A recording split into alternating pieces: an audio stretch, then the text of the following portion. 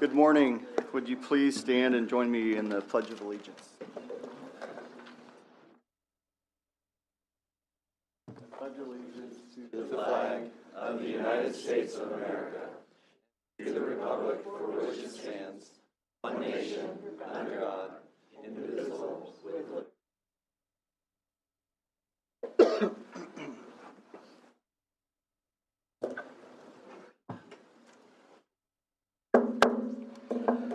I now call to order the December 6, 2024 meeting of the Board of Regents. Roll call, please. Regent Adidam. Regent Devaraju. Present. Regent Herbin. Regent Schroeder. Regent Clare. Regent Kenny. Yes. Regent O'Connor. Regent Schaefer. Yes. Regent Shear. Yes. Regent Stark. Yes. Regent Whites. Yes. Regent Wilmot. Present. A quorum is present. In your materials, you have copies of the minutes from the meetings of October 4th, 2024. I'd entertain a motion for approval. Second. Are there any corrections to the minutes? Roll call, please. Regent Devaraju. Yes. Regent Herbin. Yes. Regent Schroeder. Yes. Regent Adidam. Regent Kenny. Yes. Regent O'Connor. Regent Schaefer. Yes. Regent Shear. Yes. Regent Stark. Yes. Regent Whites. Yes. Regent Wilmot. Yes. Regent Clare. The motion passes. In compliance with the Nebraska Open Meetings Act, the board has posted a copy of the act on the south wall of the boardroom, which is behind the seating area for the press. I will now turn it over to President Gold for presentations. Well, good morning and welcome to all of you, members of the Board of Regents, colleagues, members of the University of Nebraska community. Thank you for joining us today as we continue on our odyssey to the extraordinary. Part of this odyssey, we measure our progress by the achievements of our students and faculty and by the ripples that we create. And I believe we have a slide. If somebody could tee up the slides, that would be great. Thank you very much. Oh, there it is. And by the ripples that we create, the economic, social, and cultural waves that extend beyond our campuses. This morning, however, we have the privilege of hearing from someone who has been instrumental in helping us to quantify and to validate those ripples. Dr. Paul Umbach, co-founder of Trip Umbach, a nationally recognized leader in economic impact analysis, is with us today. Over the years, his team has provided critical insights into the role of the University of Nebraska and how we play into fueling the state's economy. Trip Umbach's most recent formal analysis in 2021, they found that for every dollar the state invests in the University of Nebraska, we return $9. This return on investment underscores the role we play in strengthening Nebraska's economy.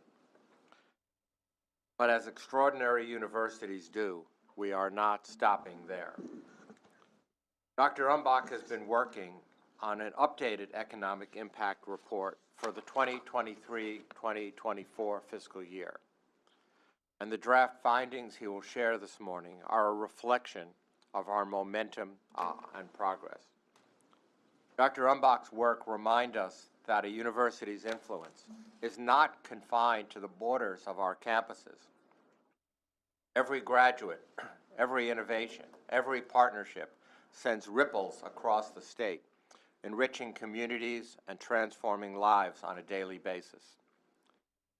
Extraordinary universities create deeper and more far-reaching ripples, and it is clear that the University of Nebraska is leading the way in demonstrating how public higher education can and will continue to drive economic vitality into the future.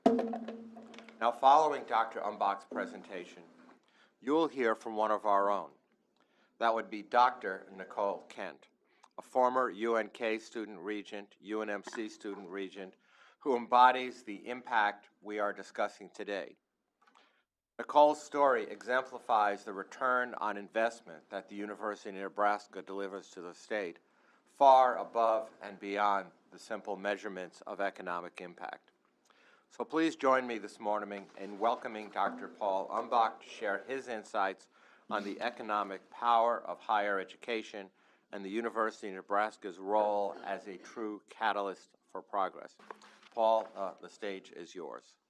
Thank you, Dr. Gold, and thank you, Regents. Looking forward to our presentation. I want to say that my journey began in Nebraska at Concordia and Seward when I didn't become a Lutheran minister, but became an economic geographer. My mom, who's still alive, is still sad about that. And she goes, I can't even say economic geography, but I want you to know that in the next 10 minutes, you're going to learn a little bit about economic geography, but more importantly, the impact that you have on the very special geography of the state of Nebraska.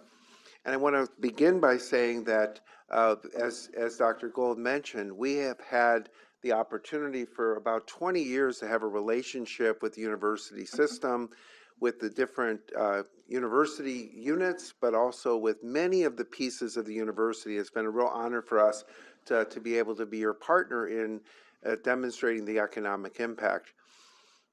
Back in 2021, your economic impact was an impressive $5.8 billion. Let me unpack that number just a little bit for you. That's the operational impact. That's the spending of the university that stays in Nebraska, the spending by employees and staff, the spending by students, the spending by visitors that come to games and come to events and conferences. And it's only the numbers that stay and circulate within the Nebraska economy. So the first rock hitting the pond, or it doesn't look like a rock, I think that looked more like a droplet hitting the pond, is the spending. But the ripples go beyond that. And you'll see that as we've now remeasured the economic impact, it's $600 million higher than it was before, and that's only within 3 years. And the total number of jobs supported by the University of Nebraska system has grown to over 52,000 jobs. And you might look at that and say, but we don't have that many employees. But for every employee that you have and for every dollar that you spend, it creates jobs in different sectors. So today I'm staying at the Hyatt Place. I walked to a coffee bar that I used to go to in 1981 called The Mill, and I spent money. And I'll probably spend money on lunch on the way back. So I'm representing fresh dollars coming in.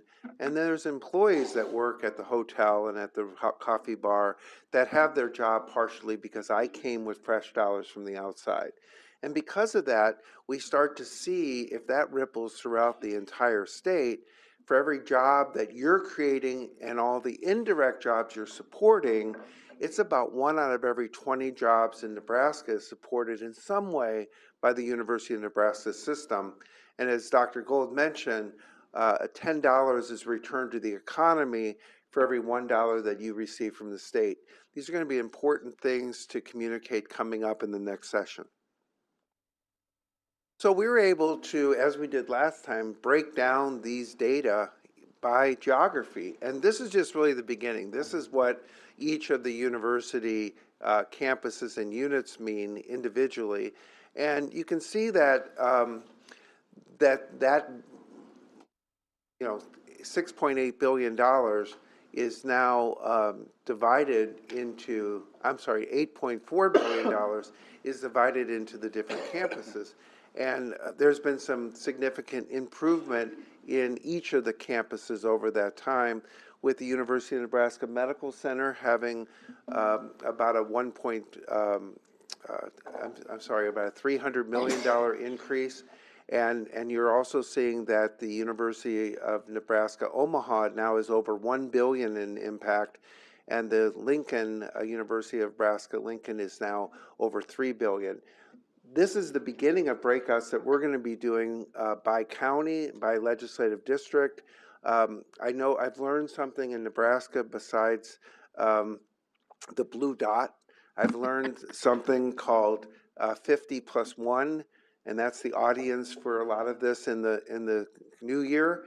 And being able to break down these data, which we have, which I'm not showing today, you'll be able to go to each of the congressional representatives at the federal level, but you can also go to your state senators and the governor and talk about what the impact is in each of those districts.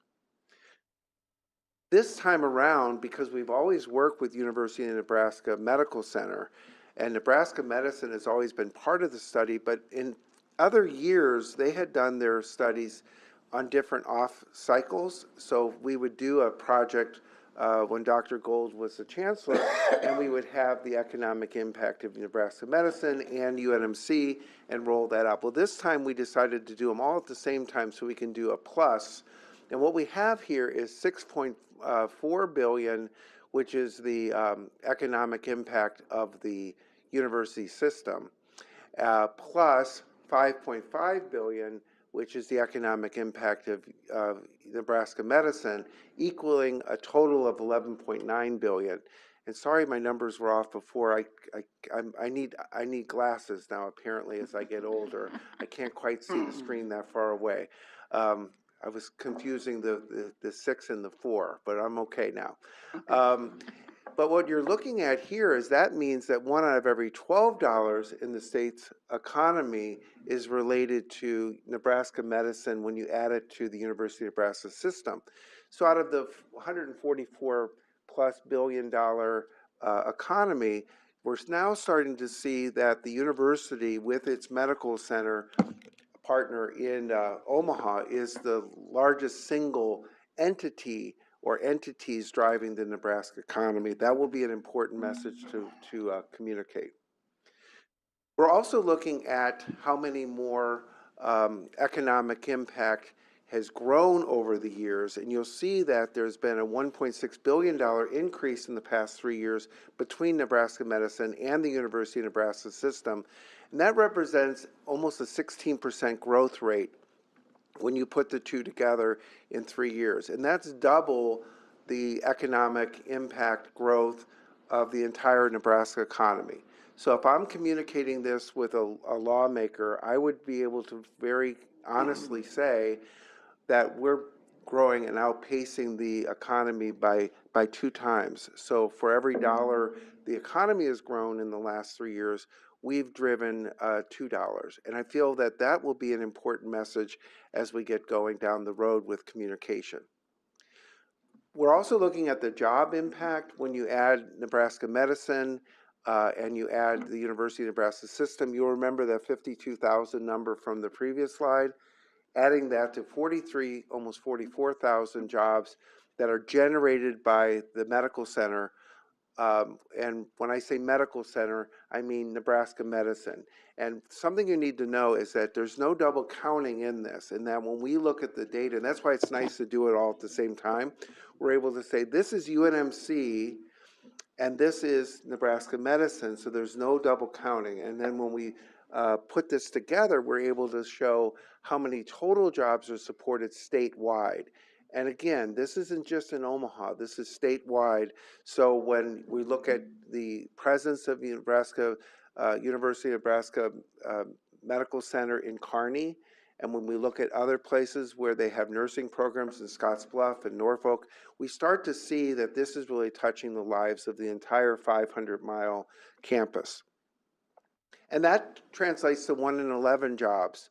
So pretty much if you get 11 Nebraskans in a room at any time throughout the year, one of their jobs, if they're working, is related to the University of Nebraska in some way or Nebraska Medicine.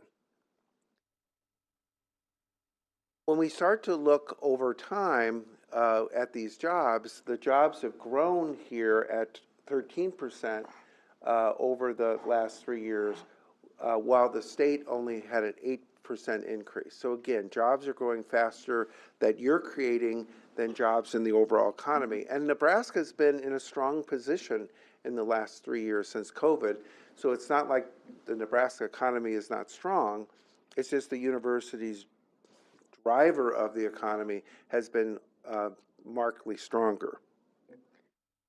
Research is one of the things we're going to take a bigger focus on in this report, and research is something that touches all the campuses, including out in Curtis, where you have your research station. It also provides an opportunity for us to look at how The research spending really impacts the economy. Research spending has a really important economic impact because the dollars that come from the federal government are really represented as fresh dollars coming in. And when those dollars come in, those are dollars that didn't need to be generated. Those are dollars that come in and are spent in the economy. And we got some really good story here to tell, in that federal research awards have increased by 20% over the last 2 years, and that's only in a 2-year period. And we're also looking at the economic impact of the spending of research has gone from almost 600 million to closer to 800 million over that period. What's interesting about the research is that we're only counting the research dollars that are spent because of the way the model is built. This is a fresh spending model. It's an input-output model based on spending, but the awards have grown even more, and we'll be able to, in the report, talk about how the awards of grants are increased, but for the economic impact purposes, this is what we're showing. Now, I've shared a lot of information with you, and one thing I want to share is that there's many, many, many more things that aren't included. For example, in the report, you'll see the alumni impact, and that's significant. Billions and billions of dollars are generated by alumni who own and operate businesses and have their employment in the state. There's charitable contributions and donations. There's the value of volunteer services. In the final report, you're going to see more about the economic and social impact of having a great university. And even as far as we go in that, even as much as we try to tell that story, we're still undercounting how much impact there is. Think of me, a guy who went to Concordia and started a business. And I come back and I bring that gift to Nebraska and to other states. And what about the folks that get their training to become a physician or a healthcare professional? Their impact is far beyond just the dollars they receive and spend. So our alumni model will tell you that Nicole, who I'm going to introduce, will, if she stays in Nebraska, will have economic impact from her spending. But my gosh, think about how much more in the care that she provides, the healthcare benefit, the cost savings. We know that people that have college degrees are healthier, live longer, are more prosperous, have lower cost, have greater benefit to society. None of that's counted. So I want to now, as we talk about the ripple effect, pass it to Dr. Nicole, who is going to share her story about, as she moves on, she's bringing the impact of the university with her. So, Nicole?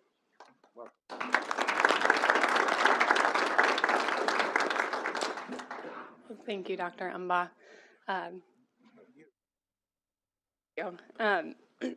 So, hi, I'm Nicole Kent, and I am a recent alumna of the University of Nebraska Medical Center, as well as an alumna of the University of Nebraska at Kearney. And now I'm a first-year resident in the primary care program at UNMC. As you know, I grew up in a small town in the southwest corner of Nebraska. Dankelman, that's right. Most recent census, I believe, population 821. And I was really lucky growing up to have really incredible people in my life that helped guide me towards the health opportunities programs in our state. I ended up attending the University of Nebraska at Kearney largely because of the incredible opportunity from the K-HOP program, which then guaranteed me a spot at UNMC in the medical school, as long as I held up my end of the bargain academically. In my time at both UNK and UNMC, I was afforded the opportunity to learn not just from classroom experiences, but also to learn from other experiences, from the leadership experiences that brought me before you today, to presenting research in Japan, to learning from my peers through intercultural experiences on my own campus. The University of Nebraska invested in me. You all invested in me, and I don't know when it will not feel strange to stand in front of you as a physician. Maybe Dr. Gold can tell me if that ever stops feeling strange. But I am very lucky to be able to spend my residency at UNMC as well before I enter my independent practice as a physician, as a primary care doctor here in Nebraska, location to be determined. Regents, you know me and you know my story, but I'm here today to underscore to you that I am just a representative. I'm not a rarity. I'm not a diamond in the rough. I am lucky that I've been able to represent my peers at UNK, my peers at UNMC, and now the alumni of the University of Nebraska, and the impact that we have, the ripple effect that we have. Every day at the University of Nebraska, I've been surrounded by kind and brilliant individuals like the student regent sitting at the table with you today. And you get to see us. You don't get to see the thousands and thousands of other Nebraskans that have been trained at the University of Nebraska. You don't get to see those ripples, and it's very humbling to be here, to be that representative to you. The vitality of our future state depends not just on physicians, but on well-trained teachers and business leaders and agriculturalists and more. And Dr. Umbaugh shared the numbers with you, and it's humbling to be that representative of those numbers. And I thank you for all you have done to invest in me and in my future community, the future of our state. So thank you all for your time. Thank you.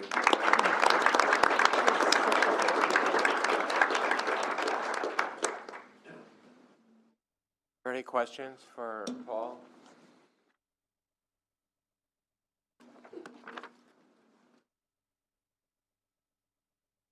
There was an economic impact analysis that Dr. Umbach did just about K-HOP and R-HOP only earlier this year, and that was a $500 million impact that the K-HOP and R-HOP programs return to the rural economies of Nebraska. So just wanted to point that out, that because Nicole mentioned she was a K-HOP student, that's another number just to tag the $500 million. You could see me smile, Deli, when she said K-HOP. I was like, you're part of that $500 million too. And that's an amazing thing. So thank you for mentioning that. I'd just like to say thank you to both of you, because I love having facts that I can talk about with confidence. And Nicole, student regents are such a blessing for the Board of Regents, and you bring so much information and so much awareness of what's happening on our campuses. And thinking about you as a representative, I couldn't think of a better one. Thank you so much for being here.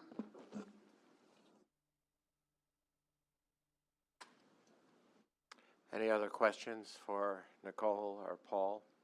I have one question, if you don't mind.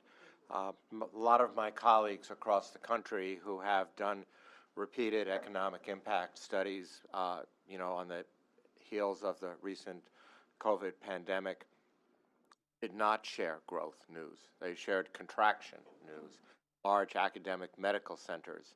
And I'm just wondering, in your experience across the country, are you seeing those trends, or are they reversing, or how unique are we that we have continued such a substantial growth trajectory? Most of the universities where we've done re-studies have been pretty flat. Some have decreased. Healthcare parts of the places we've worked have not been as strong. Some of that was propped up by ERA funding. Some of that was propped up by federal stimulus funding. But in terms of solid growth, $600 million more in economic impact, something everyone should be very proud of and be able to boldly state. So as I think about where you've been, you were already in 2021 on an upswing, and you kept powering through. And I think that if you look at from now till 2030, which is only a couple weeks and 5 years from now, and 2040 is only a couple weeks and 15 years from now, I think you're going to be in a really good place. So as I'm looking at the numbers from, we do about 50 of these projects a year, and some have been re-studies like yours, and you're in the best position of the university systems that we've worked with. So thanks for asking that question.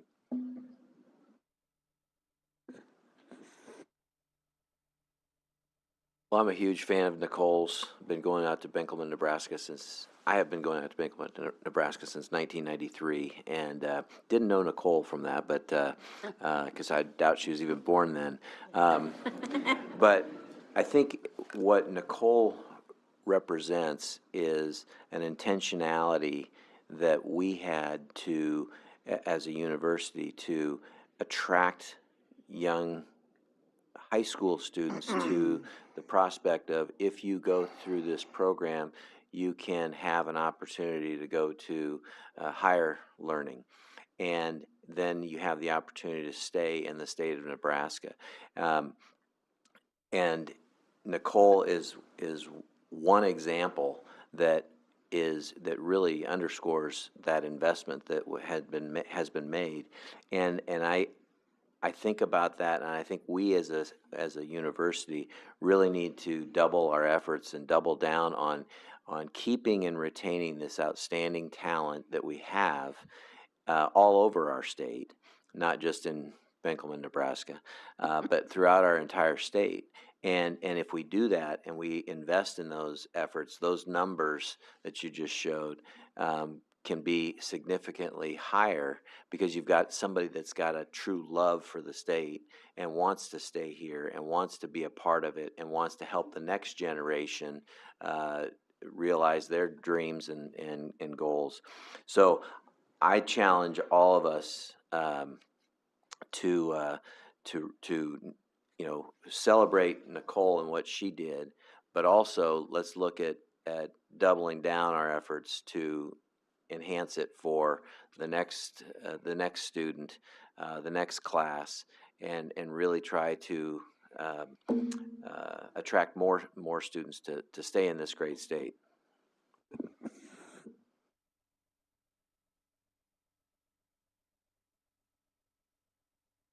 Well, I just want to add to what Regent Claire said, and just to thank Nicole for disrupting her very busy schedule, giving of her time, but most importantly being, I think, one of the very best examples of the ripples of the impact of this great university. I mean, you think about all the patients that she will care for in her career, all the families, all the students she will mentor, the example that she will set for rural and urban communities, bringing them together. It's truly remarkable. And as she said, she is one of thousands and thousands, actually 11,000 graduates a year. So multiply that out, and that's why the impact of this university is so great. Well, unless there are any further questions, sir, I turn it back to you. And I thank Dr. Umbach and Dr. Kent for your time here today. Appreciate it.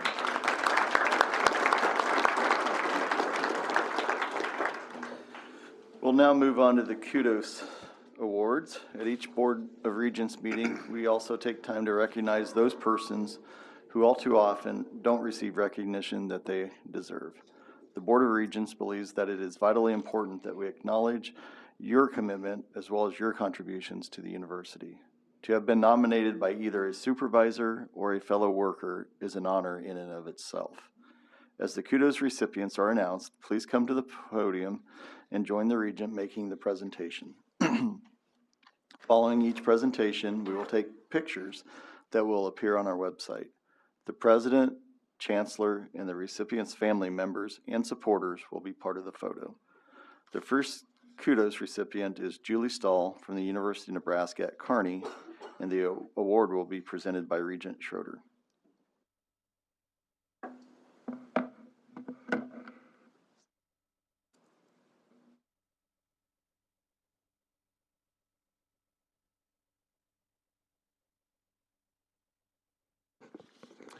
On behalf of the Board of Regents, I am pleased to present a Kudos Award to Julie Stahl, Continuing Resources Associate for the Calvin T. Ryan Library at the University of Nebraska at Kearney. Julie earned a Bachelor's of Arts degree in Business Administration from Kearney State College in 1983, working as a student at the Calvin T. Ryan Library, then moving to a full-time in 1984. In the 4 decades since, Julie has witnessed multiple administrations and reorganizations in library services, with changes from card catalogs to the digital age. She has shepherded the library's serials and continuing resources collections through the late 20th and early 21st centuries. Her role changed significantly from print management to digital management, including transitions from multiple software platforms. Working with her supervisor in the business office, she certifies bill payment, licensing, government protocols, and data management. She shared, "I feel fortunate that the opportunities align with my strengths.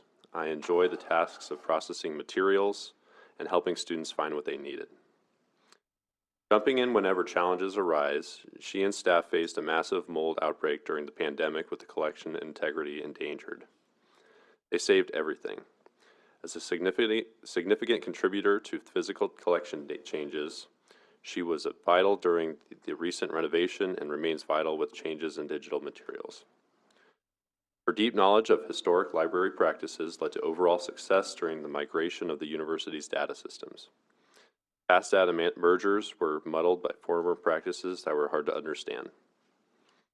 David Arredondo, Collections Services librarian, says Julie is a joy to work with. Her dedication to and care for the UNK students and community is shown through her organizational skills and attention to detail. She actively seeks to learn and increase proficiency in her work without expecting recognition. This is a well-deserved reward. Julie has been steadfast presence in her library. She helps all of us to be better at our work, me most of all. With Julie today are her husband, Jerry Stahl, her supervisor, David Arredondo, and Dean of the Library, Evan Boyd. Congratulations to Julie Stahl, an admired colleague willing to embrace change and new responsibilities while developing new skills, making her a vital part of the Calvin T. Library. We are very fortunate to have her on our team. Congratulations.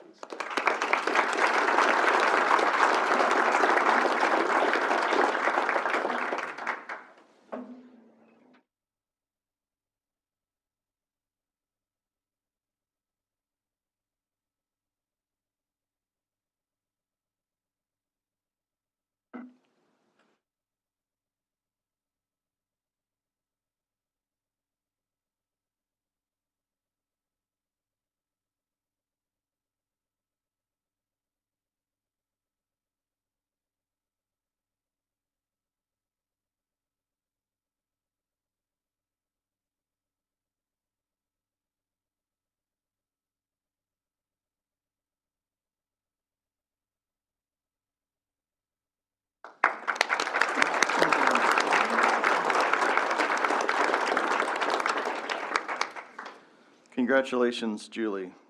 Rebit Herbin will present the Kudos Award to Tricia Bosetilish from the University of Nebraska-Lincoln.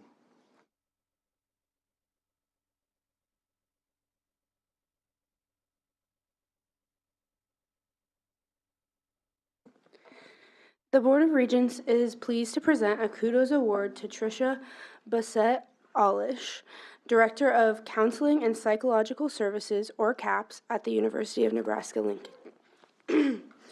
For 6 years, Tricia has led a 20-person team of clinicians and staff providing mental health support through individual, partner, and group therapy, offering crisis services, workshops, and specialized resources for suicide prevention, disordered eating, and substance abuse issues.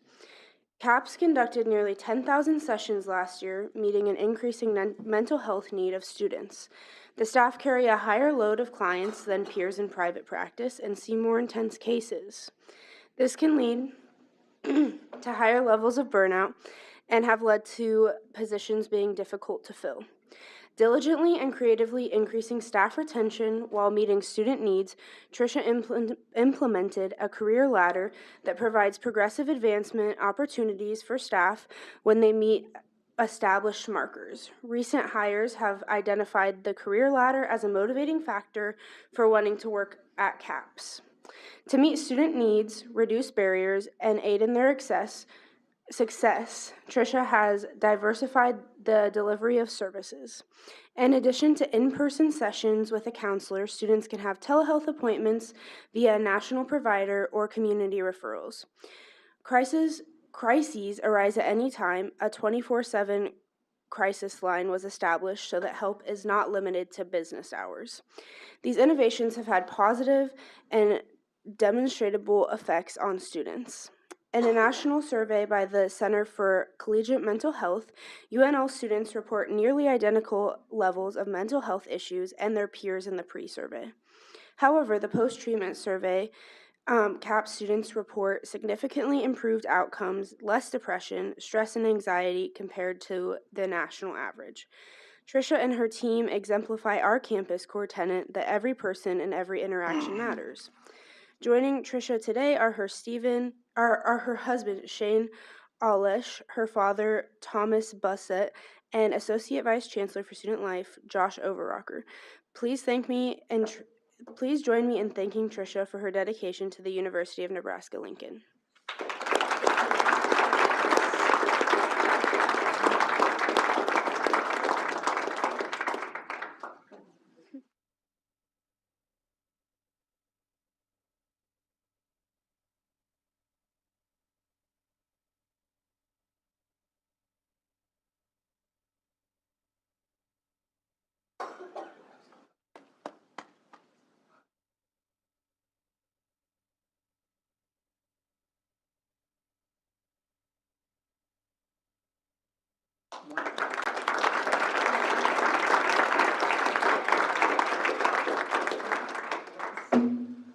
Congratulations, Tricia.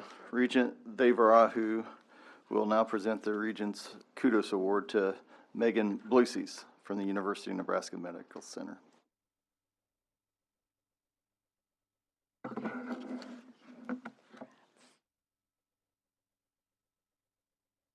On behalf of the Board of Regents, I am pleased to present a Kudos Award to Megan Bluesies, recently named Director of Chancellor Communications for the UNMC Office of the Chancellor.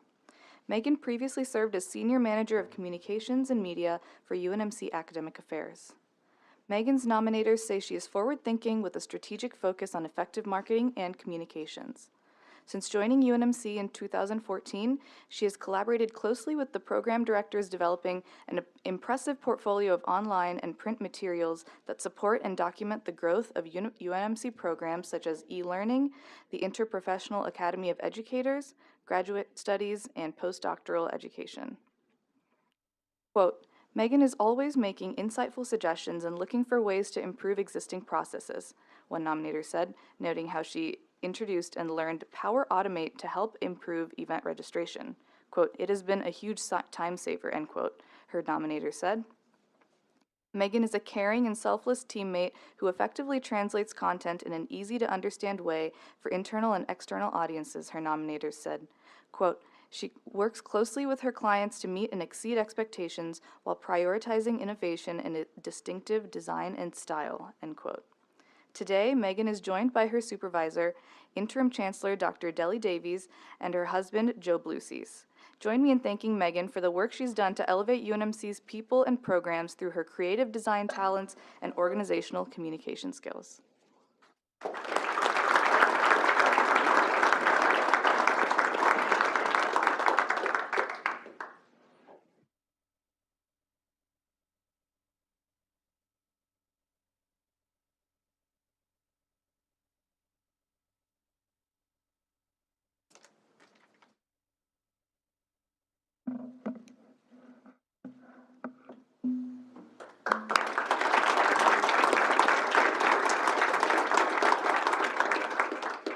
Congratulations, Megan.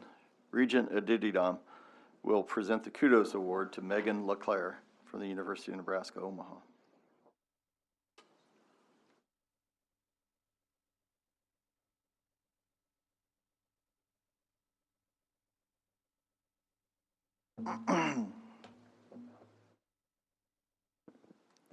The Board of Regents is pleased to present a Kudos Award to Megan LeClaire, Senior Events Manager for the University of Nebraska at the University of Omaha's Baxter Arena. Megan manages more than 110 student workers and has partnered with the business office to create a new employee onboarding process that meets the needs of employees and provides them with the tools and resources they need to succeed. Michael Smith, Senior Associate Athletic Director and General Manager of Baxter Arena, says, Megan has consistently demonstrated exceptional dedication to fostering an inclusive environment that welcomes and supports all members of our campus community. Her commitment to creating a space where everyone feels valued and respected is evident in her daily interactions and initiatives.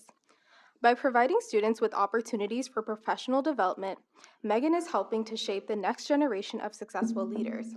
Her commitment to student success is an asset to our university, says Michael Smith. He says, her curiosity and thirst for knowledge inspire others to seek out new challenges and opportunities for growth. Megan encourages her team to think outside the box and explore new ideas. Today, Megan's guests are her husband, Alan LeClaire II, nominator Michael Smith, and Cricket Gilly, her supervisor and assistant general manager at Baxter Arena. Please join me in thanking Megan for her dedication to the University of Nebraska at Omaha.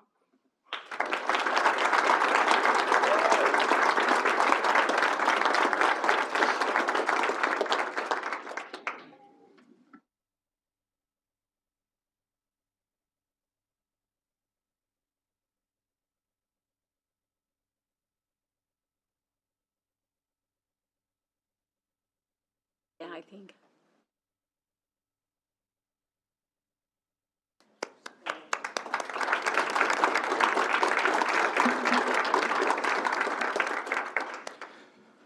Congratulations, Megan.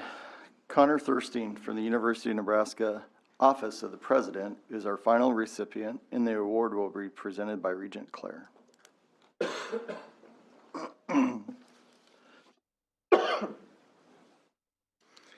The Board of Regents is pleased to present a kudos award to Connor Thurstein, Workstation Support Associate for Central IT Client Services located on the UNO campus. When an IT problem occurs, there is almost always a level of angst involved. When Connor comes to the aid, you will have a positive outcome, no doubt. His dedication to his role and his commitment to providing exceptional service make him ideal for this recognition. His work ethic, attitude, and professionalism have significantly contributed to the success of the department. Nominator Rachel Riddell says Connor consistently goes beyond normal expectations. After resolving technical issues in our office, Connor proactively follows up to ensure that the problem remains fixed. This demonstrates his attention to detail and his deep commitment to customer satisfaction. He will recall specific issues and willingly verify that everything is still functioning smoothly. Connor's responsibilities extend across our entire campus, and there have been multiple occasions where he has been seen running between buildings to ensure that he meets everyone's needs promptly. Joe, is that something that you help out with too? You're kind of an Energizer bunny. He approaches every challenge with an unwavering can-do attitude, never avoiding full ownership of a problem or suggesting a task was someone else's responsibility. While collaborating with his counterparts, he ensures the job is done efficiently and professionally. As a testament to his strong character, he works effectively as part of a team while maintaining a positive demeanor. Commitment to excellence in his daily work, managing his time wisely, and working quickly and efficiently to minimize client downtime ensures all return to their tasks as soon as possible. Connor is an invaluable asset to our department. Connor's guests are his supervisor, Eric Hinsdale, and Brett Bieber, Assistant Vice President of IT Client Services. Join me in congratulating Connor for this outstanding recognition from the University of Nebraska Central Administration.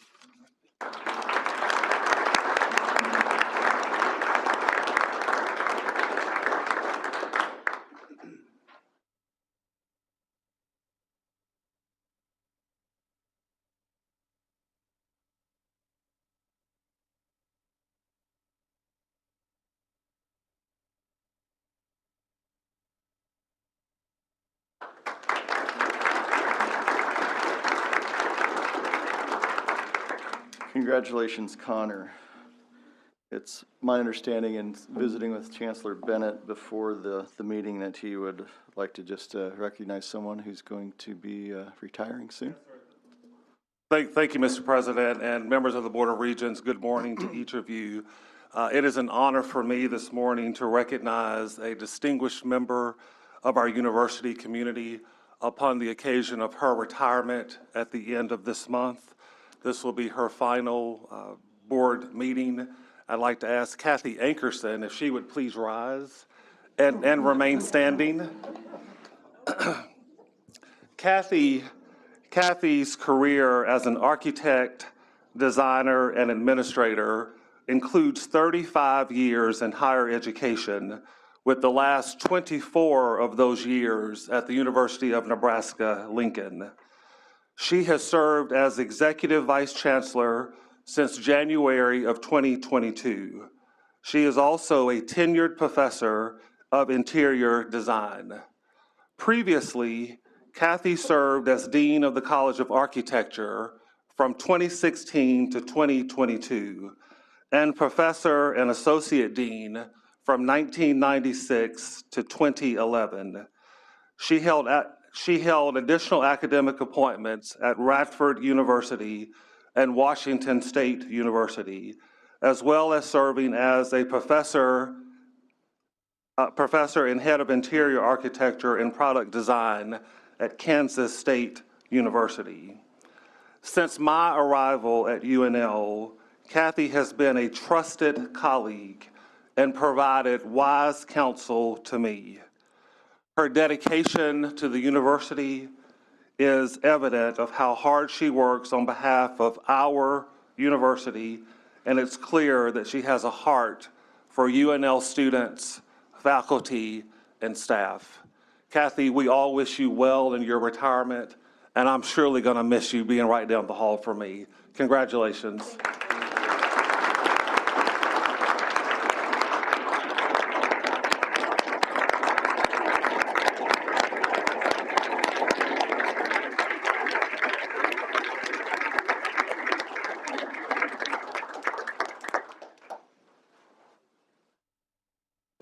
Lastly, if I may, I'd like to recognize Stacia Palzer, our General Counsel and Interim Corporate Board Secretary. This will be her last meeting with us as well. She's moving on at the first of the year. And so, Stacia, thank you for so much for everything you've done. I know she was a huge help to the board when we were searching for a new president, and she's put in a lot of overtime, so to speak, working 2 jobs basically for the last 6 months or 8 months. I can't remember how long it's been, but 8. Okay, but But who's counting? Yeah. but thank you for your service, Stacia. Thank you.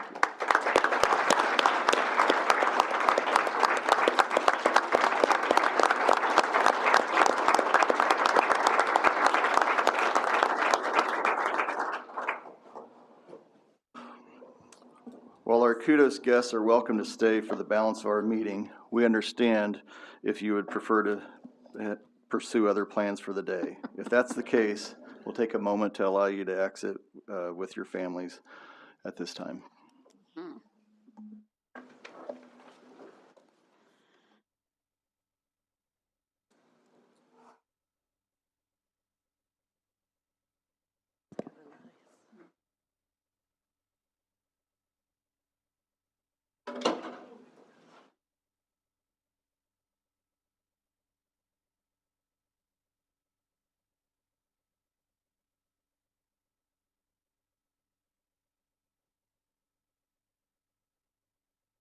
Before we move to the core of our meeting, I'd like to recognize the fellows from the NU Developing Excellence in Academic Leaders, or NU DEAL program, who are observing our meeting today. Thank you for being here. If you'd all please like to stand and be acknowledged, we'd like to wish you well.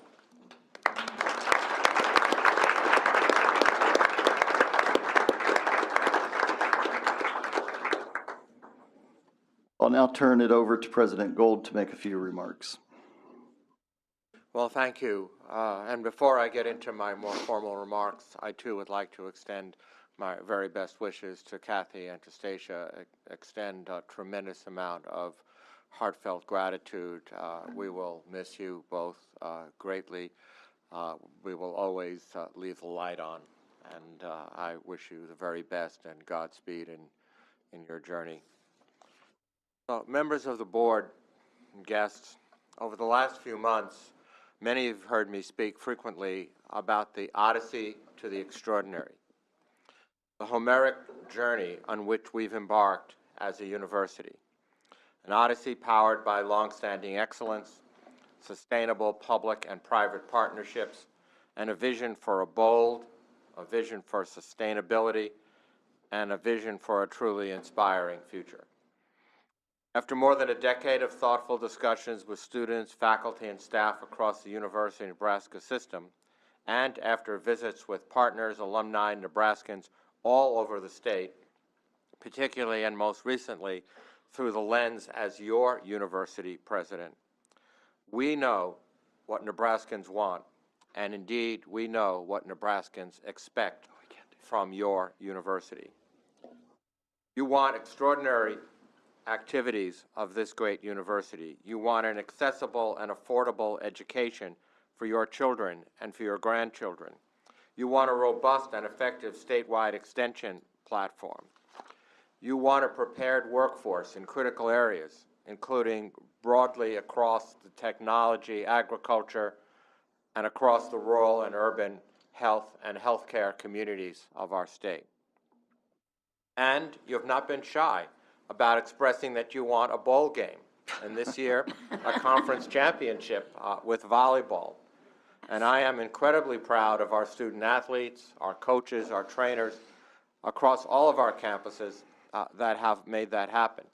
And by the way, on that subject, later today, myself and two of our student regents will be traveling to Indianapolis to participate in the football championship playoff. Now, you may wonder why that might be, but over the last several months, there has been a national competition among and between the Big Ten schools at a time of a crisis in blood donation to which of the academic programs, which of the schools in the Big Ten, and by the way, there are 18. I guess they can't count. That's the new math. Maybe they should talk to Dr. Umbach about that. But we have won that contest. And just to give you an idea by how much we have won that contest, there were a total of 58,815 lives that were saved across the entire Big Ten. We had 3,928 donors. The next highest school, which was a small institution in Madison, had 1,990 donors, followed by another small institution in Ann Arbor that had 1,929 donors. That means that among and between the Big Ten Conference members, the University of Nebraska Lincoln campus, our student athletes, staff, trainers, and coaches, and so many others, donated more than 20% of the total blood products that were derived as a result of this. And as a recovering pediatric heart surgeon who depended upon blood products every single day in the operating room, day after day after day, I can tell you the impact of this is huge. And so as a result of that, tomorrow on national television, I will gratefully receive a check for $1 million from the Abbott Corporation to recognize this, which will be directly invested in student services here on the Lincoln campus. So congrats, Rodney, and the whole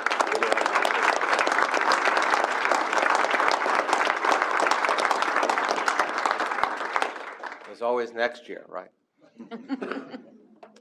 So as a result of these travels across our state, we certainly know where our greatest strengths are. We know and have a pretty good idea of where our challenges and opportunities are as well. And over the last months, we together have begun building a roadmap to get us from the excellent institution that we are today to one that is truly extraordinary, one that embraces and creates the future of public higher education. That roadmap is in the form of a bold strategic plan. Just before the Thanksgiving holidays, we shared an email with faculty, staff, and students asking each of them to take part in what will be an extremely collaborative strategic planning process. This plan will be built upon 5 foundational pillars. First, extraordinary teaching and learning, advancing innovative, inclusive, and impactful educational experiences for all students. Secondly, extraordinary research and creative activity, fostering discovery and innovation that addresses critical challenges and unlocks new opportunities. Third, extraordinary partnerships and engagement, creating impact across the state, the nation, and the world that results in positive rural and urban outcomes. Fourth, an extraordinary culture and environment, cultivating a supportive and dynamic community where every individual can and will thrive. And then fifth, and finally, extraordinary stewardship and effectiveness. That means leveraging our resources wisely to achieve sustainable, far-reaching, and endurable impact. These 5 pillars will guide not only each of our campuses, our institutes, and centers of excellence, but also each of our departments, academic programs, and our partnerships. Every member of our university community, faculty, staff, students, alumni, stakeholders, philanthropists, and of course the members of our Board of Regents, has an essential role in helping to shape and to build upon this foundation. This plan will also build upon some of the momentum that we're already seeing across the University of Nebraska system. Collectively, we have made it a goal of the University of Nebraska to achieve the very highest standards of academic excellence, to hopefully, potentially, once again, be invited as a member of the prestigious Association of American Universities. And that early steps have been taken.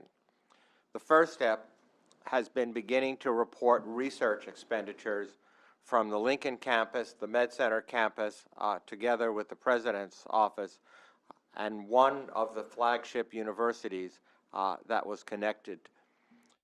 We are undertaking ongoing work to understand potential accreditation pathways, to tighten the combined reporting and recognition of the far-reaching excellence of our campuses and our journey into the future. As just one example, last year in 2023, research expenditures for the University of Nebraska-Lincoln, the Med Center, and the University of Nebraska Office of the President Institutes were reported to the National Science Foundation in aggregated form for the first time.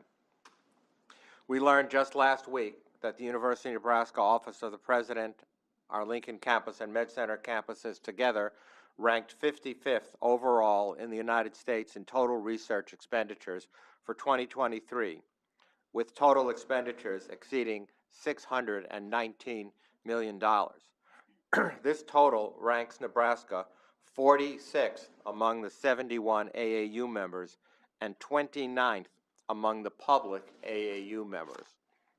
And by the way, the total federal expenditures for the University of Nebraska Med Center in 2023 were up over 13% over the previous year, and the numbers for this year appear to be increasing at least the same rate, if not more so. Our research momentum would not be possible without strong partnerships locally, nationally, and globally. And I could point to hundreds of examples of incredible work that made possible through these strong strategic partnerships. But today I'd like to highlight just one. Just a year ago, this board approved moving forward with planning for an infectious disease air transport facility at UNMC as a key part of our military training partnerships, of which we have many.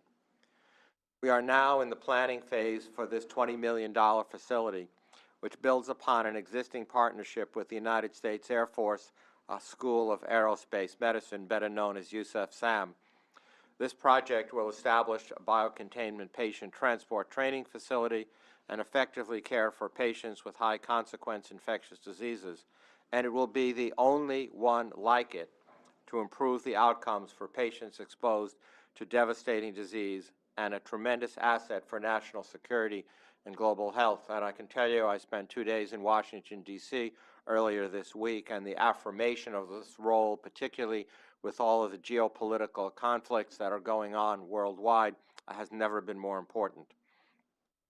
Another step that we have already taken in our odyssey to the extraordinary is our expansion of the Presidential Scholars Program. Started with an entering class just this last fall, and beginning in the fall of 2025, the University of Nebraska will provide a full-ride academic scholarship plus a $5,000 stipend to every Nebraska high school senior who scores a perfect 36 on the ACT, as well as, underscore this, as well as to a number of high-achieving students who have scored between 32 and 35 on the ACT. The spots for students who score 32 to 35 will be awarded through a competitive application process, and I have already heard from many bright and hardworking Nebraska high school seniors who fill my inbox on a daily basis who are eager to apply. In all, we will welcome a cohort of 50 presidential scholars to the NU campuses this fall. These are 50 students who will hopefully begin their careers in our university system, start their families here, and eventually become the future leaders of the state of Nebraska. At the same time, we are continuing to work to grow enrollment across all of our programs and campuses. Our work to grow our research programs, our partnerships, our recruitment and enrollment efforts, and our ideas about what is possible when we dream big will contribute to another kind of growth too, and that's sustainable economic growth for Nebraska. Just earlier today, you heard the first version of the report from Dr. Paul Umbach. Paul co-founded the Tripp Umbach firm in Pittsburgh in 1990 with Simon Tripp, grew up here in the state of Nebraska, and currently serves as the sole owner overseeing a skilled team that works in multiple areas. Paul has centered his life work on transforming ideas into action to create growth and to improve lives. We heard his message loud and clear that the University of Nebraska is a critically important and rapidly growing economic force in our state. It's a major contributor to our workforce, and the ripples it creates each year further much more than we can ever realize, as we learned from Dr. Kent and from so many others. And as we design our strategic plan, we have to examine how we can make these ripples reach further and deeper across our state as an exemplar to our nation and as a leader globally. In our journey from the excellent to the extraordinary, the University of Nebraska's impact will grow like ripples in a pond, ever-expanding ripples on our research and creative activity, our partnerships, our enrollment, and our community impact. And as all of these grow, these ripples will grow as well. Our work will impact more students, more alumni, more communities in Nebraska, across the United States, and frankly around the world. The advancements that begin as ideas in our laboratories and in our classrooms truly save lives. They improve the sustainability of our food and water supply, safeguard our national security, and make Nebraska a better place to work, to live, and to raise a family. Regent Schaefer, I thank you for the opportunity to provide these updates. I'm more than willing to answer any questions, and I turn the program back to you, sir. Okay, thank you. Do we have any questions for President Gold on his comments?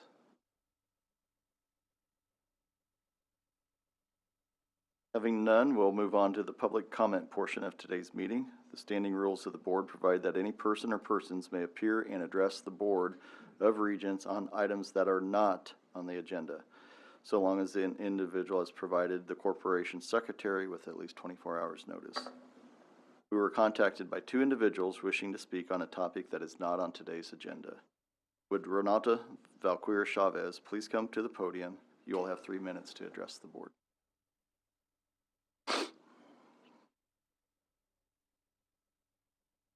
Okay, we'll move on. The second person that was listed was Angela Cooper. Would you please come forward to the podium? You will have 3 minutes. Good morning. Thank you. Thank you for the opportunity to speak today. My name is Angela Cooper. I'm a lifelong Nebraskan. I'm a University of Nebraska graduate. I'm also a proud 4-H'er, a beneficiary of the extension program. I am a business owner, and I'm a former vice president who spent 20 plus years at one of our state's largest employers. And most importantly, I'm the mom of 2 brilliant and beautiful teenagers here in Nebraska. I'm here today because I'm deeply concerned about the decision to close the University of Nebraska-Lincoln Diversity, Equity, and Inclusion Office and to reduce the support for DEI across the campuses. This decision sets our state back when we desperately need to move forward. But it's not too late to change course as we think about doubling down on our investment that we've been talking about this morning in keeping and retaining talent here in Nebraska. I've spent 10 years plus leading diversity, equity, and inclusion work across Nebraska, partnering with organizations ranging from K-12 schools, colleges and universities, nonprofits, and some of our most prominent Fortune 500 companies in the state. One thing I've learned is this: diversity, equity, and inclusion are widely misunderstood concepts. Eliminating DEI without a full understanding of its purpose will create serious, long-term consequences for our state. Let me clarify what DEI is really about and why it's essential for Nebraska. Diversity means understanding, caring about, and meeting the needs of the people we exist to serve. Generation Z, who is comprised of folks ages 12 to 27 right now, is nearly 50% people of color, and 1 in 5 identify as LGBTQ+. Generation Alpha, even younger, is the most diverse generation in history, the first without a white majority. Our communities are changing rapidly. Why would we dismantle programs that help us prepare for this future and support our emerging state leaders? Equity is about fairness. It means we think it's important to give everyone a fair chance to succeed. It recognizes that we all have different circumstances, and it's about removing barriers that stand in the way of us achieving our full potential. We all want that, and we all deserve that fairness.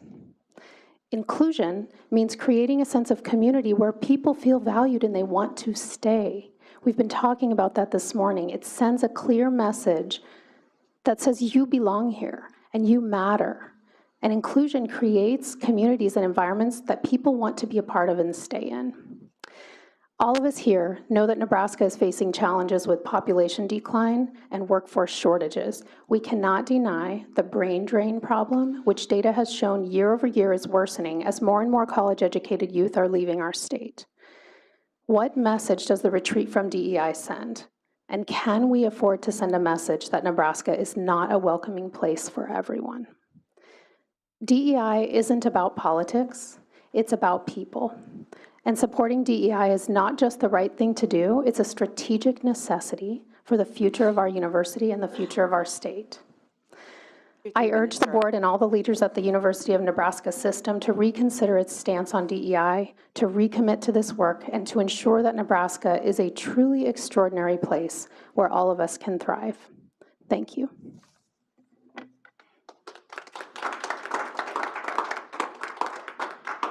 The standing rules further provide that anyone desiring to speak concerning an item on the agenda for this meeting, regardless of notice, may do so.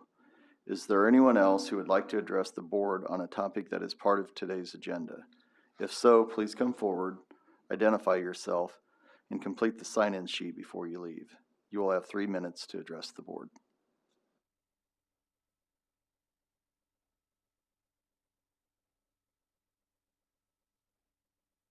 There being no other persons wishing to make comment at this time, I now declare the opportunity for public comment closed. It is now time to consider the consent agenda. The consent agenda, as is indicated by its name, is moved and voted on as a group of action items as opposed to the administrative agenda, where items are considered and discussed individually. With that said, unless one of my colleagues on the board wishes to consider any of these items in the administrative agenda separately, I would invite a motion to approve the consent agenda at this time. Second. Any discussion? Roll call, please. Regent Herbin? Yes. Regent Schroeder? Yes. Regent Adidam? Yes. Regent Devaraju? Yes. Regent O'Connor? Yes. Regent Schaefer?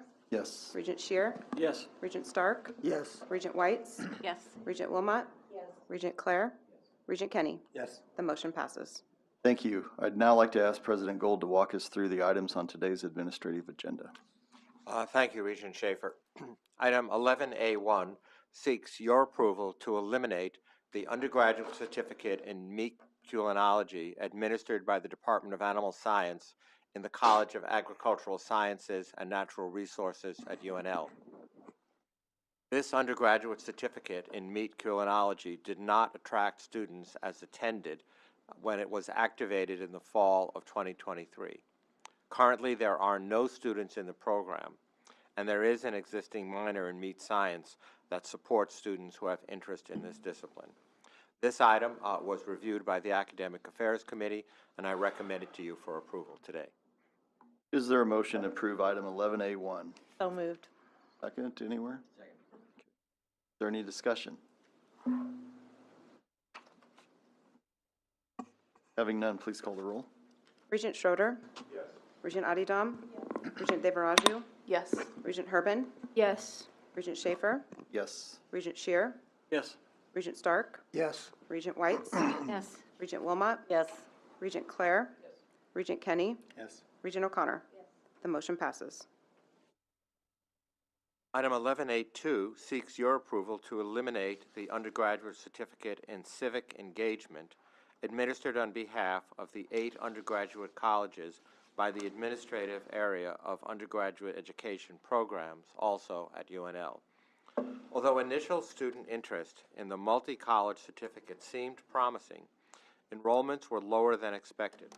The program attempted to restructure, but was ultimately inactivated in the fall of 2023 when that was not successful.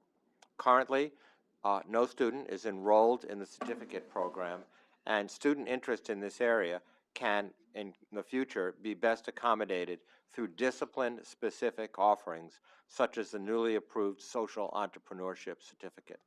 This item also was reviewed by the Academic Affairs Committee, and I recommend it to you for your approval. Is there a motion to approve agenda item 11A2? So moved. Any discussion? Please call the roll. Regent Adidam? Yes. Regent Devaraju? Yes. Regent Herbin? Yes. Regent Schroeder? Yes. Regent Shear? Yes. Regent Stark? Yes. Regent Whites? Yes. Regent Wilmot? Yes. Regent Clare? Yes. Regent Kenny? Yes. Regent O'Connor? Yes. Regent Schaefer? Yes. The motion passes.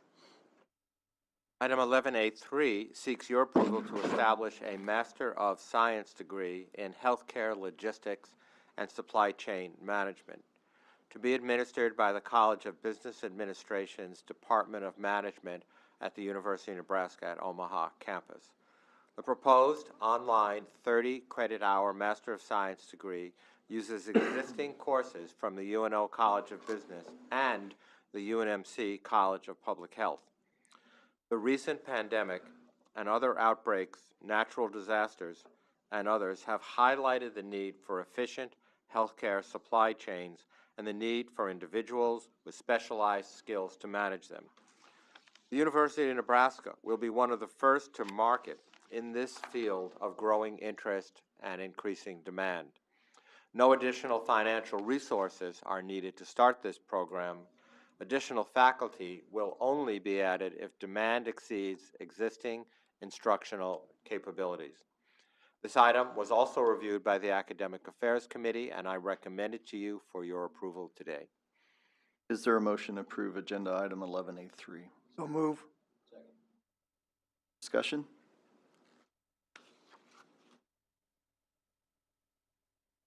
I have a question that's somewhat, not directly related, but somewhat, when it comes to healthcare and what we provide at the Med Center and in our business colleges, do you have anything for administrators, a master's degree program of that nature?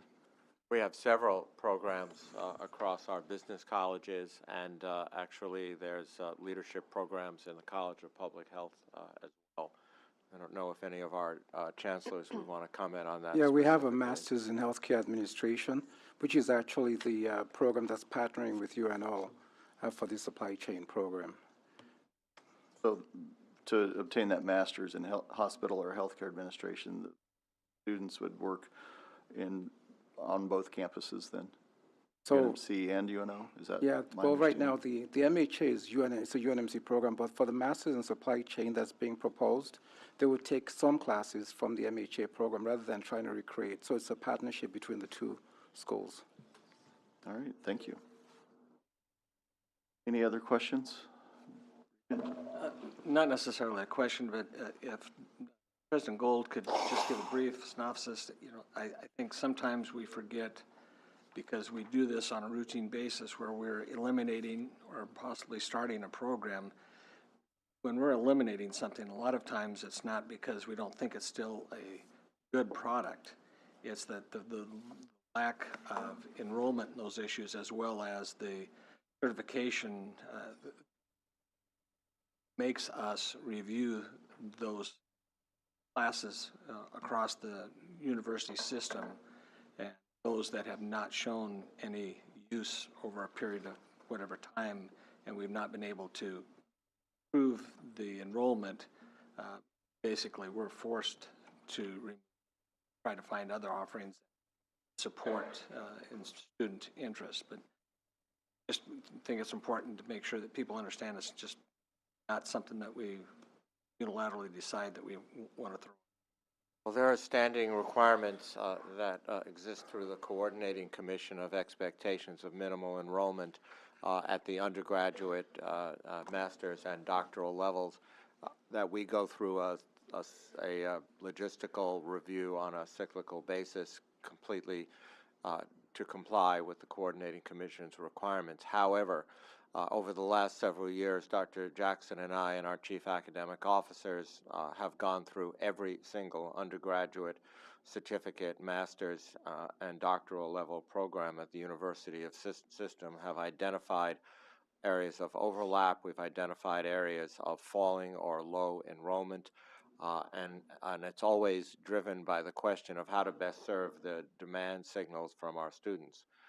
Very often what we find is that the students want another major or concentration for that certificate, but want that expertise built into it. So as you've heard in the two programs that we eliminated today, we took those competencies and we actually wove them into other degree programs and then eliminated the program itself because the interest in those specific majors was very low to non-existent. So this is just the appropriate responsiveness of the academic part of the university to attempt to meet the demands of the community. And if the programs we put together, as well-intentioned as they may be, don't succeed in doing that, we need to be thoughtful and responsive and either combine or eliminate them. Speaking of meeting the demands of the communities and state, what's holding us back from producing more doctors and MDs to our communities across the state? What's the number one thing that holds us back from having more?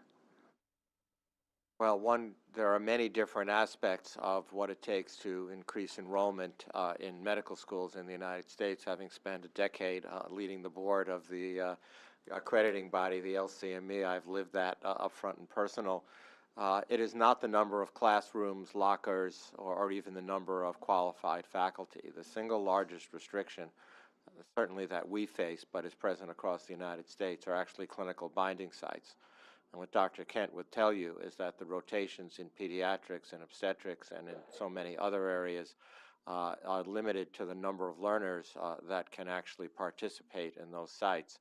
And anything that we could do to increase hospital participation. And that is why the expansion of the health science education complex in Kearney is so critically important, because not only are we building a beautiful building and recruiting remarkable faculty, but we've developed thoughtful partnerships with many of the hospital systems around that community to provide the critically important clinical learning environment in rural Nebraska, to do everything we can to attempt to recruit and retain those individuals in clinical practices in rural Nebraska. Our first experiences, by the way, with the facilities that opened in 2015 demonstrated that 85% of the students that enrolled in those programs in rural Nebraska in Kearney stayed in rural Nebraska. That's an astoundingly high number. I can only hope that the next phase, which will bring us up to a total of 645 students in those combined facilities, will be as successful. So if you know a hospital administrator, you can recommend to them that they increase the number of health profession student rotations in their system. As chair of the Health Affairs Committee, Dr. Gold and I have talked about trying to add 100 medical students. We have 135 medical students in each class, and we add 100. In order to do that, we need clinical settings. And to do that, it's expansive. And we have to grow and expand. And we're short 1,700 nurses next year in the state, 1,700. And the number of doctors we're looking at, particularly in rural areas, is pretty scary. So we're hard at it and trying to expand these clinical settings. And I think that's important to share with some of our colleagues who perhaps don't understand how that's important in terms of having more medical students. You've got to have those settings. That means expanding and spending more money. It is, I can just make one other point, Regent Schaefer, and that is we've talked a lot at the board level and the committee level about the significance of Project Health, the major impact of the expanding the health science education clinical training facilities on the Omaha campus.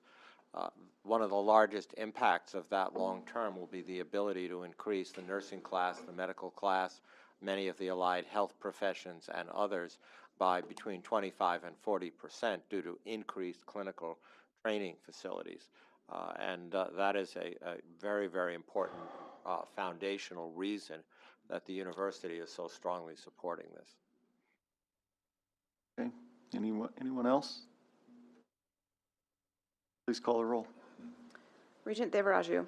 Yes. Regent Herbin. Yes. Regent Schroeder. Yes. Regent Adidam. Yes. Regent Stark. Yes. Regent Whites. Yes. Regent Wilmot. Yes. Regent Clare. Yes. Regent Kenny. Yes. Regent O'Connor. Yes. Regent Schaefer. Yes. Regent Shear. Yes. The motion passes. Thank you. Item 11B1, the first item on the Business and Finance agenda, seeks your approval to authorize an agreement to replace outdated Husker Vision production equipment as part of their relocation within Memorial Stadium. This upgrade will equip Husker Vision with the latest 4K UHD equipment and replace the current end-of-life HD production facility while preparing Husker Vision for future LED video board upgrades. Nebraska Athletics competitively bid these upgrades and requests approval to enter into a contract with A.R. Beck Associates Incorporated. The term length of this contract is 11 months with a total of $6,499,949. This item was reviewed by the Business and Finance Committee, and I recommend it to you for your approval. Is there a motion to approve agenda item 11B1? So move. Second. Two of them right there. Okay. Discussion. I had an opportunity to tour that facility recently, a couple weeks ago. I was shocked at how small of a space Husker Vision is for the work they do. Most importantly and most impressive is they have 52 students that they train here. My daughter got 4 years there, got a master's degree, was a product of that program. I think this is money that is extremely well spent, and the space is really needed. So I'm happy to see this happen. Thank you, Mr. President. Twofold. One, we talk about an update. Those that buy technology, I don't care if it's an iPad or a phone or whatever, know that about as soon as the phone goes in your pocket or the computer gets plugged in, it's already out of date. These facilities, these units, equipment, most of which are far more than 20 years old, not been updated. Say that we're using old technology would be, put it mildly. It truly is a necessity. And I think the second point as well that wasn't stated is these funds are coming from the athletic department to take care of the expenses. This is not coming from direct university dollars or student dollars or tuition dollars. It's Regent Clare.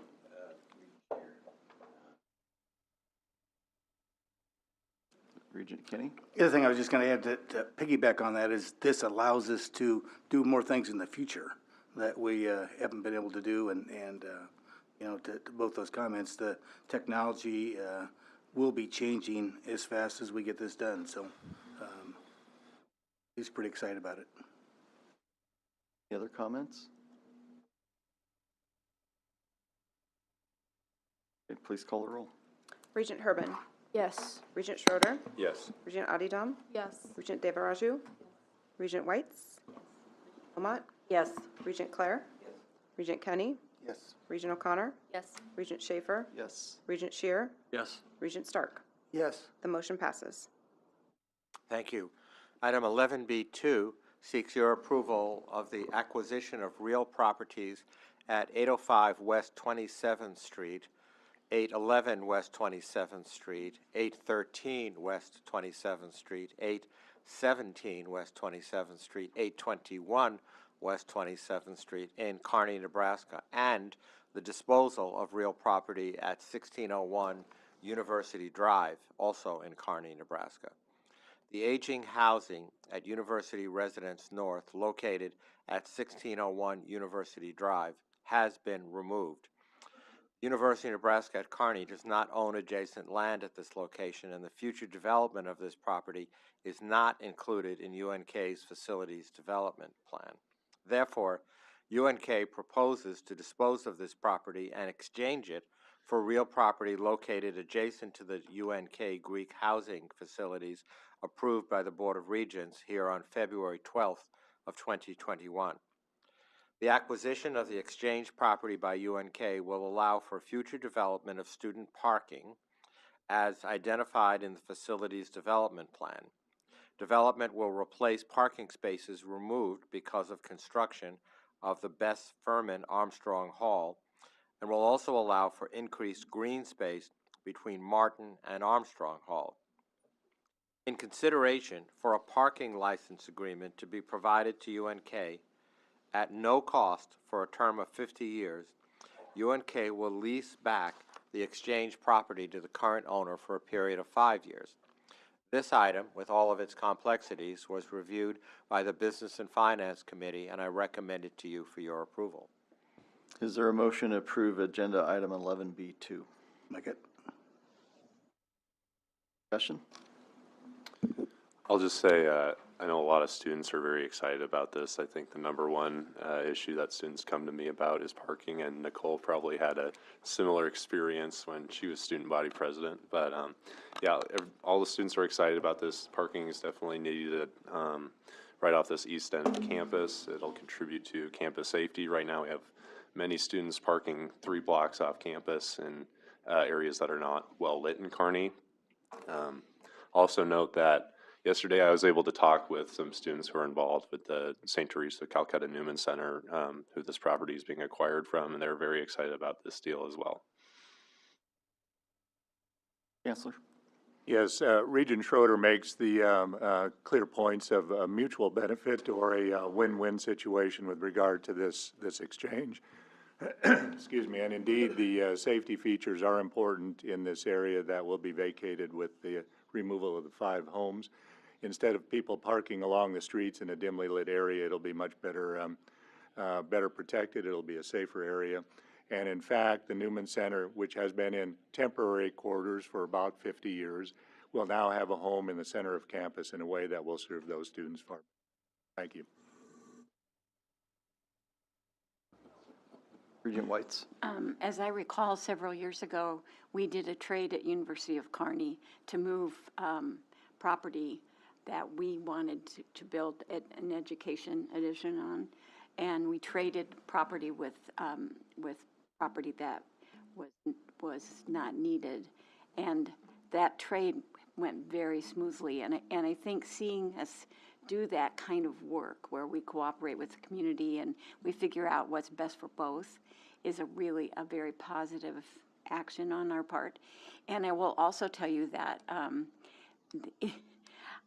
in my early study of the university, I discovered that the first use of the gas that they blow at rioters was at UNL, and it was used after World War II, and all the people came back to go for educational benefits from their service. And there was a riot in the parking lot about parking. And so I think, you know, we take parking for granted, but it's a critical issue, even back to World War II. So. The other thing I'd like to think back is when we built the student housing there, the fraternities and sororities, those spots came right out of the parking lot next to the union. So, you know, there was a major loss in parking at that time. So, you know, this kind of adds to that or helps that out. Anyone else? Please call the roll. Regent Schroeder, Yes. Regent Adidam, Yes. Regent Devaraju, Yes. Regent Herbin, Yes. Regent Wilmot, Yes. Regent Clare, Regent Kenny, Yes. Regent O'Connor, Regent Schaefer, Regent Shear, Yes. Regent Stark, Yes. Regent Whites. Yes. The motion passes. Thank you all. Thank you. Item 11B3 seeks your approval to authorize the execution of the Second Amendment to the Guaranteed Maximum Price Contract for the UNMC Residence Hall project previously approved by this board. The Residence Hall project includes the use of a Construction Manager at Risk, or CMR, delivery method. Hausman Construction was selected as the CMR through a competitive, qualification-based selection process in accordance with all Board of Regents policy. Amendment 1 is $4,628,040, and GMP Amendment 2 would be $50,644,637, with the total being within the Board of Regents approved project budget of $65,942,189. This item was reviewed by the Business and Finance Committee, and I recommend it to you for your approval. Motion to approve agenda item 11B3. So move. Second. Discussion? Surely we have some discussion on a $65 million project. I think as we look forward to the day when we can be training more medical staff at UNMC, it seems to me like we're going to need places for those people to be living. And it's kind of a long-term view, and I think it's important that we have that going forward so that when the time comes, there's a place for them to live. You know, over my decade of serving as the University of Nebraska Medical Center Chancellor, the demand signal for student housing and resident housing has been huge. The challenge has been the ability to find the space, and B, deliver it at an affordable price. And I think this project, based upon extensive student survey work that we've done, accomplishes both of those things. It's on campus in a safe location and is highly affordable. Davies, I'm sorry. Yeah, no, I just want to echo that. Clearly, this is the number one request from students. We have a lot of out-of-state students. We have international students who, when they come, have to figure out where to stay. And that's a real encumbrance in their ability to know where's a safe area, what's not.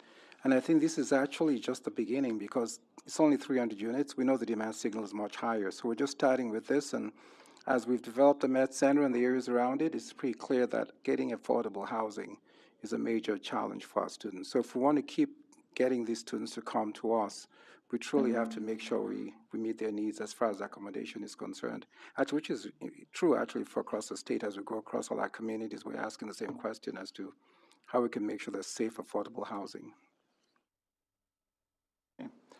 I agree with those comments. I know when I joined the board 12 years ago, I was somewhat surprised at the lack of housing at the UNO campus and the fact hardly any on the med.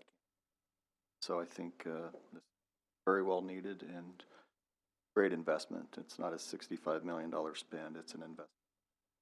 The Med Center in our community, and as we talk about increasing healthcare professionals, whether it's doctors, nurses, or technicians, I think this is a great.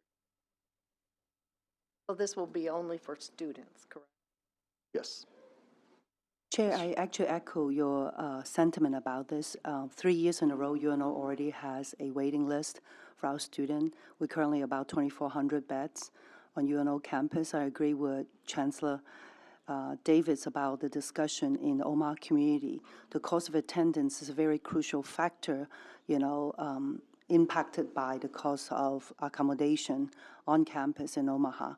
So it is actually, I applaud with the aspiration to build more beds for our medical profession. And eventually, very likely will bring it back to this board and ask for some guidance on the housing for UNO students too. Thank you. You're welcome. Any other comments? I'd just like to echo what Dr. Davies and Dr. Gold said. Students have been asking for student housing for a long time. They tell us at our town halls. That and parking were the two main things that we heard this last year. And I'd also like to say that this is a great step, an encouraging step from our administration to help shield us from the rapidly increasing rent prices around the Med Center, since it is such a sought-after area to stay in, and students simply can't afford those really, really high rates. So this is a way to shield them from that, protect them from that a bit, especially if they don't have cars and they want to be walkable. Thank you. Anyone else? Please call the roll. Regent Adidam? Yes. Regent Devaraju? Yes. Regent Herbin? Yes. Regent Schroeder? Yes. Regent Clare? Yes. Regent Kenny? Yes. Regent O'Connor? Regent Schaefer? Yes. Regent Shear? Yes. Regent Stark? Yes. Regent Whites? Yes. Regent Wilmot? Yes. The motion passes. Thank you, Regent Schaefer, and I will now turn it over to you for discussion of the remaining executive committee items. Okay. Item 11C1 seeks your approval to amend Section 1.3 of the bylaws of the Board of Regents of the University of Nebraska and Section 1.2 of the Standing Rules of the Board of Regents. In order to provide continuity of leadership within the Board of Regents, the proposed amendments to Section 1.3 of the bylaws of the Board of Regents of the University of Nebraska and Section 1.2 of the Standing Rules of the Board of Regents would extend the term of the chairperson and vice chairperson of the board to 2 years. The proposed amendment to the standing rules would also remove the automatic succession of the vice chairperson to the office of chairperson at the end of such term. Is there a motion to approve item 11C1? I'll make it. Second.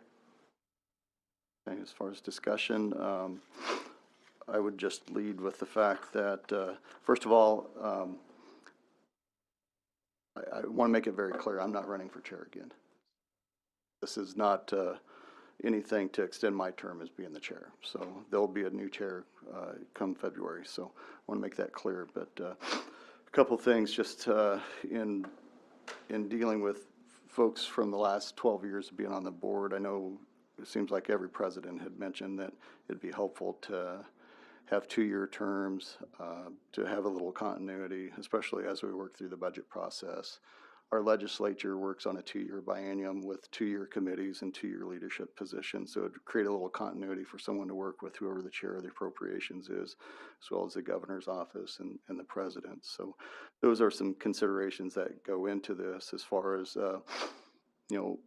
why is it being presented now?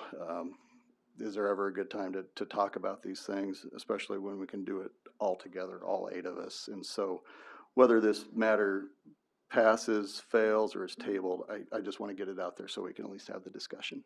So, Sure. Regent Shear? Thank you. I will support this. I think it does make sense to have 2-year terms, especially for continuity purposes. When interact so much in the legislature, also on a 2-year basis. I had some experience with that earlier. Helps to have that continuity when you're dealing with those folks that are in positions for a 2-year period.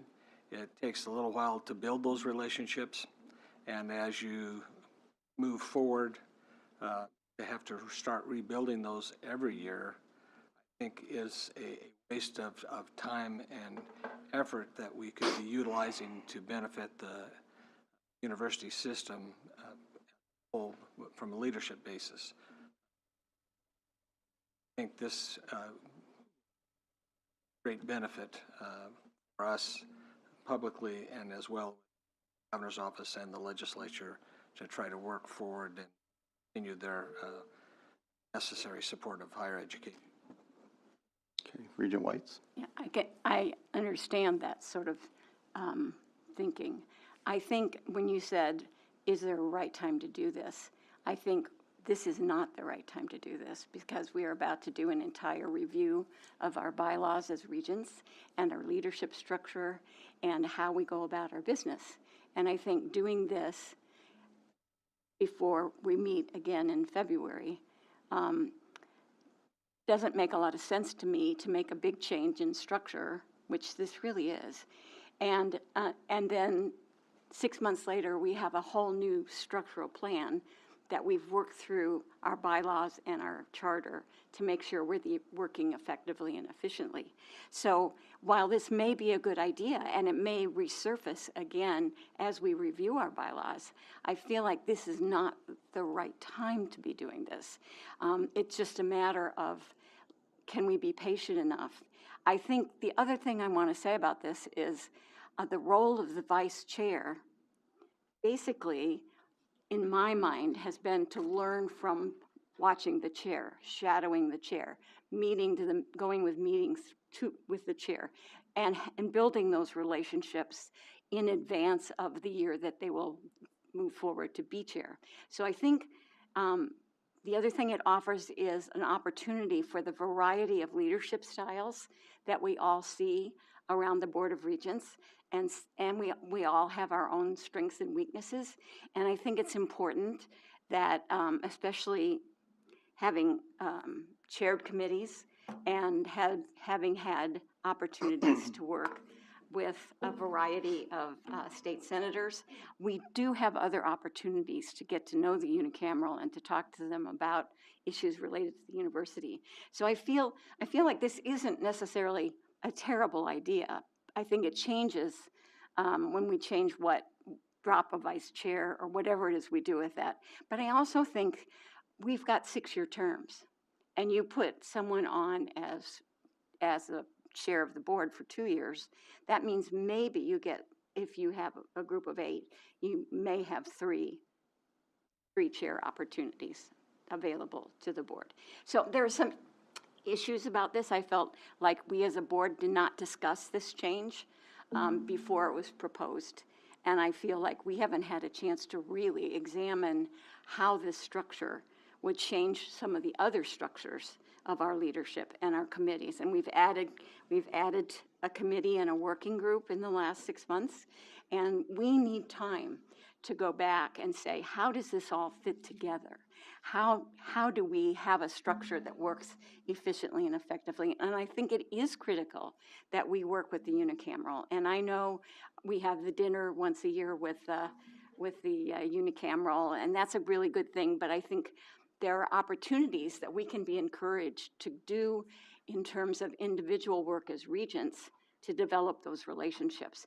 And I think the vice chair opportunity could be improved by some identified ways in which a vice chair, at least until we make whatever changes we make in the reviewing of our bylaws and our charter. So I think this is premature as an idea, and I'm willing to look at it again after we do this total review and talk about it again.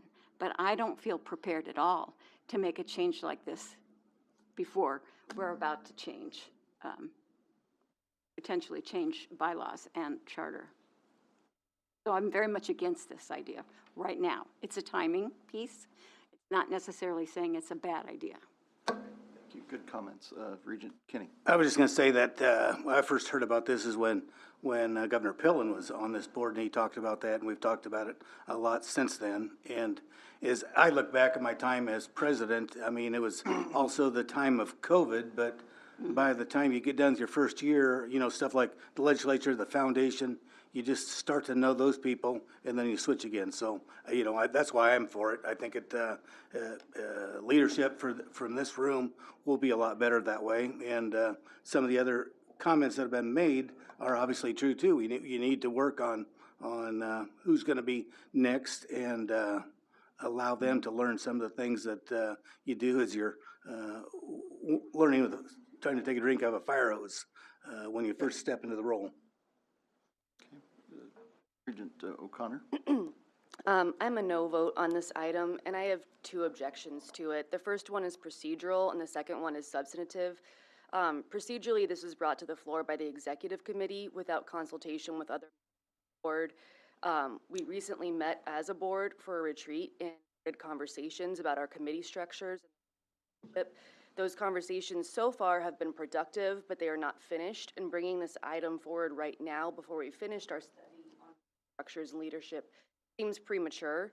As to the substance of the issue, the main justification that I've heard for changing the chair from 1 year to 2 is that it puts the cycle of the chair on the same rotation as unicameral appropriation, allowing that same regent to gather knowledge, build relationships, and prepare to testify. However, that's not what the role of the chair is. Per our bylaws and our rules, the role of the chair is to lead meetings and critical information between the president and the remainder of the board. And this is an extremely important position that requires a lot of time and skill. I think, I've heard our current chair say that, he's taken a lot of time away from his family, and that, that's hard. It's a very hard. And we've already had some pretty serious communication last couple of years that we're working out on a board, but I don't see that improving by lengthening the term of chair. If we want continuity when it comes to appropriations, we can accomplish that by selecting a regent to represent us through the appropriation cycle, or maybe allowing a regent to represent us to the foundation and give more opportunities to regents that are asking to get involved, to have leadership opportunities. It's not necessary, and in fact, it's a little puzzling to me that we're changing our leadership structure based on external duties that aren't specifically assigned to the chair, when the chair already has so many internal duties that have been assigned to it and need to be completed. Appointing a regent to testify to the unicameral or to go to the foundation and act as a liaison will also take some of the pressure off of the chair, so they can cover their internal duties that are actually assigned to them. It will allow more regents the opportunity to get involved in board leadership and better represent all of the state. Okay. Good comments. I believe, though, technically, from a procedural standpoint, I believe it only takes any of the 8 voting board members of the Board of Regents can place. Sure, but that's not really the tradition that we follow. I understand that, but know, from a just what I'm technical saying. standpoint, I think it's You didn't break proper the rules. to Yes, bring it. You did but- not break the rules. Okay, It's just, all right. just procedure. So substantively, I think that's where different people are going to have different opinions, and that's fine. And that's why we're having this discussion here. So, Regent Wilmot? Well, I guess for me, as I listen to Paul, et cetera, and I've listened to the student regents sometimes when they say, gee, I only get a year and it's over. And it makes sense to me to have someone in that role for a 2-year period. Really get acquainted with all of those duties, to get acquainted with the rest of the board, because sometimes the membership changes and the student regents change, et cetera, et cetera. But I guess I can see value, and there's been other boards and things that you see this type of a move so that there is continuity. So I would be supportive of this change. Anyone else? Regent Stark? I've been blessed to be on the payroll of this university for 32 years, and listening to the discussion today how critically important this university is. We've had a precedent in the past for 30, 40 years of having a 1-year term, and we rotated, and everybody on the board was able to serve. That's your constituents. They have an opportunity to have you represent them. I've heard some very good arguments and discussion, but I only heard them this morning. I haven't heard them before. I'm on the board. There's 8 of us. And so these discussions haven't been shared. I would like to suggest that maybe to delay this until our next board meeting, give us a chance to find out more about this. There's a thing called unintended consequences. And I don't have enough information to go back to my constituents or my donors or the faculty or anybody else and say, hey, here's why we're doing it. I know it's been precedent for a long time, but this is a big change. And if you look at what's happening, the amount of time, you're a pretty good example, the amount of time you had to put in on this. I'm a full-time person. I do nothing else but work on this board. To be a chair is even more duties, and you can burn out pretty darn quick in a given year. So I think we need more assistance for a chair to do this. We need to clarify really what the role of the vice chair is. And I didn't know about all these other things from the university, from legislature, et cetera. I'd like to know more about that. So I would be voting to delay it, so I won't be supporting it today. I may be supporting it in the future, but I want to hear a lot more. Anyone else? Regent Shear. Well, I guess I would just make note of the point that in the past, evidently, the president has not done any testing. And I will tell you from my experience, that is a detriment to this board. People that are there that are making the presentation and are very informed and well-intended, but your president and others, your financial people, from the viewpoint of the legislature, are the hired guns. We're the leaders of the legislature, of the region. And I think it does send a much stronger message to have the president of our board be real visible to that legislature, because that's, again, somebody that they should be feeling comfortable with contacting and dealing with. I can't underscore that enough. I mean, every time I heard the same comments for 8 years, either from the biennial or the update on the second year legislative term, that when programs come that have board members, regardless if it's billed for something else, when it's just the hired guns, it does not have the impact it would have if those that were on the board itself, they're testifying to that appropriations board. You're more of equals. I can't stress enough that I think we are doing ourselves a disservice by not utilizing ourselves in those capacities. I have to say you are very accurate, and I know when I was on the State Board of Ed, the chair often went and testified, and that's how it's seen, I think, by the legislature, and I know that's how we felt on that board, because it isn't the hired gun, it's the people that are representing constituents, and they do listen well to that chair. But this doesn't address the duties of the chair.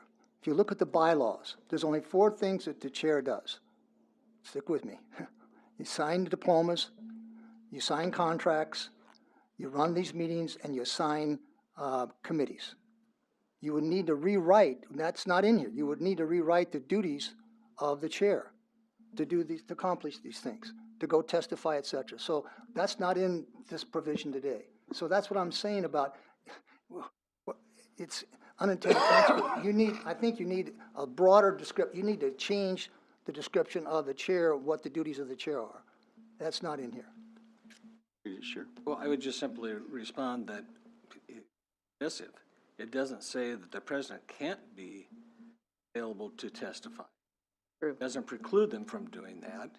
And I think from a very logical and experienced basis, I'm telling you, that would be a well-received change. I don't know that you have to necessarily have everything that somebody does in writing. If we go to that extent, Jack, then I would look at the duties of a regent. And in a duty of a regent, nowhere does it say you should attend any community event, work with any public entities, or anything else. It tells you to show up every other month for a meeting. If we all did that, we'd be in a hell of a mess.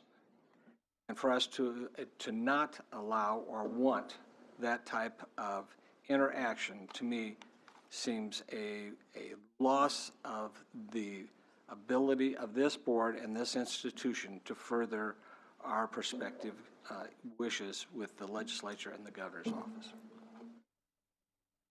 And before Regent Weiss, one point of clarification, though. The president of the university is Jeff Gold. He's sitting right here. So president. When we talk about president of the board, chairman of the board, let's use the term chairman, okay. Chair of the board, Ms. so that everybody's on the same page. Regent Weiss. And I really appreciate the experience that you bring from the unicameral to this position as a regent.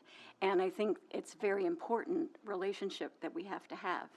But I think at this point, when we are about to make some major review of how we organize ourselves as a board, how we run our meetings, who our leaderships are, what our committee chairs do, all of that is going to be looked at, and it's starting now.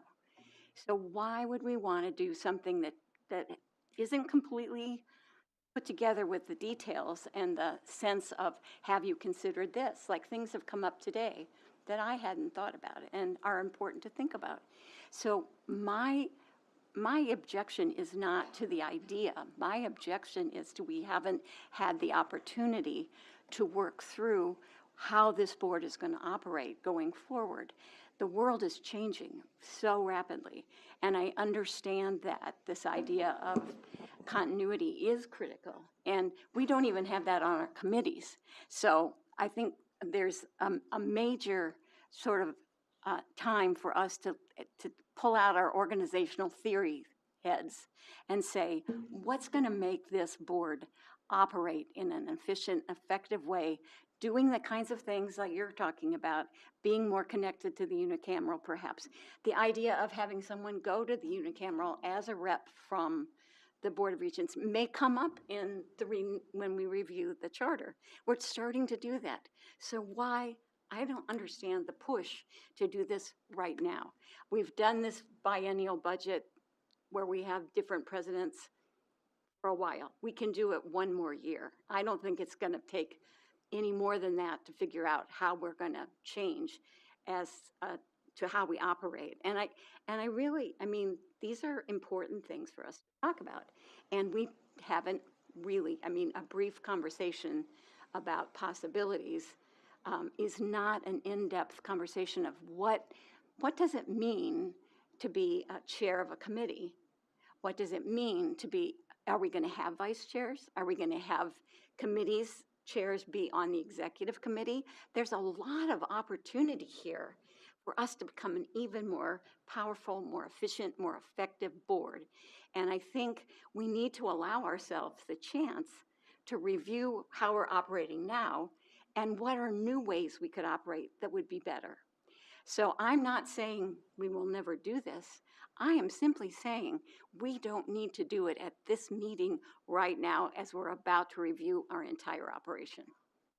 And I think it's really important that people see that we are working very hard to make ourselves the best Board of Regents a university could ask for.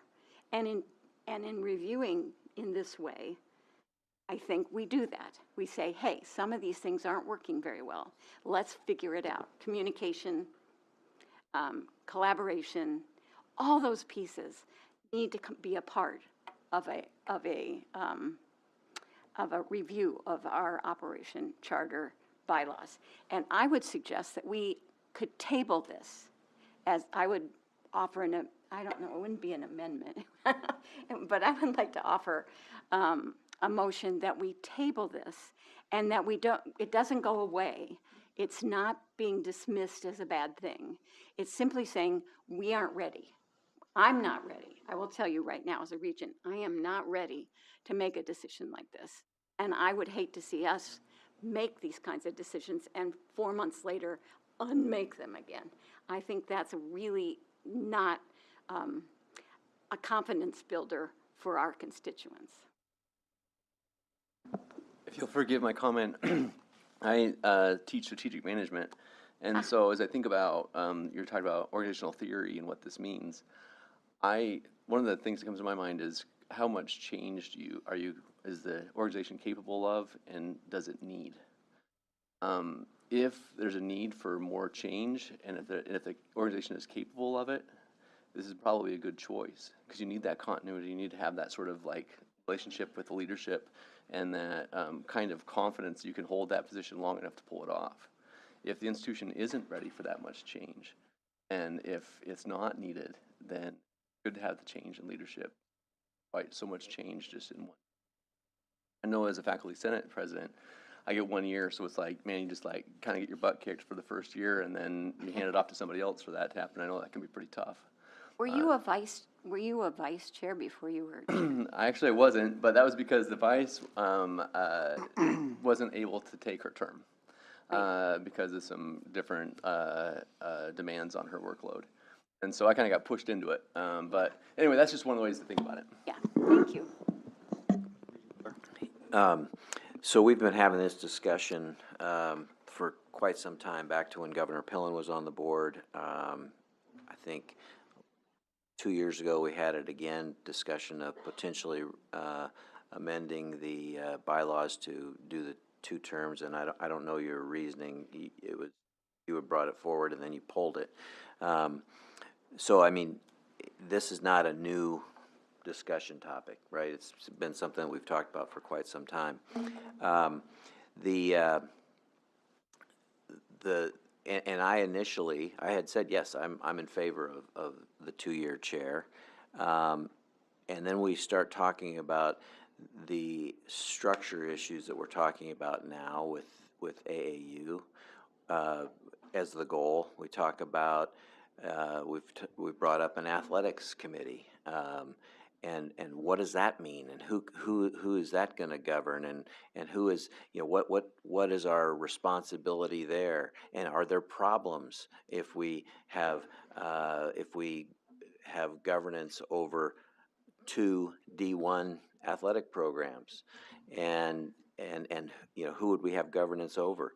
And so I think, you know, I want to make this university the absolute best it can be. However, it can't be a ready, fire, aim. It needs to be a situation where we're ready, aim, and then fire. And I think this, with everything that we've got moving right now, structure-wise within the university, structure-wise within, you know, the AAU goal, and structure-wise with regards to who makes up the various committee, and who should be on the executive committee, and who should be on, you know, the chair of the different committees.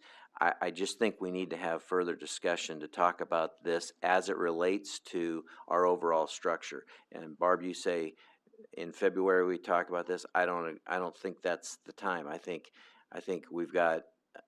we need to study it and look to come back mid-year after we've had thorough vetting of these issues, because unintended consequences can be negative and can have real ramifications. I don't want to have that. We need to be perfect when we lay out this new structure.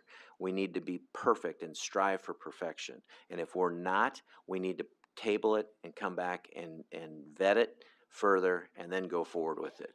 And so I apologize to my colleagues, because I was in favor of it 4 years ago, and I was in favor of it 2 years ago, and I was in favor of it again. And then as we start talking about these different things that we're also working on, my mind has changed in that I really think we need to look at the totality of everything before we start, you know, ready, fire, aim. So I would propose tabling this for a period of time until we've had the opportunity to look at our entire overall structure and the governance of the University of Nebraska system, and how we're all going to be, how this whole structure will be put together, including committees, and if there's new athletics committee or healthcare committee, that we figure all this out before we take action and then say, dang, we shouldn't have done it that way. We get the genie's out of the bottle, but we can try to put the genie back in. It ain't going to work. So I'm not going to vote in favor of this. Regent, sure.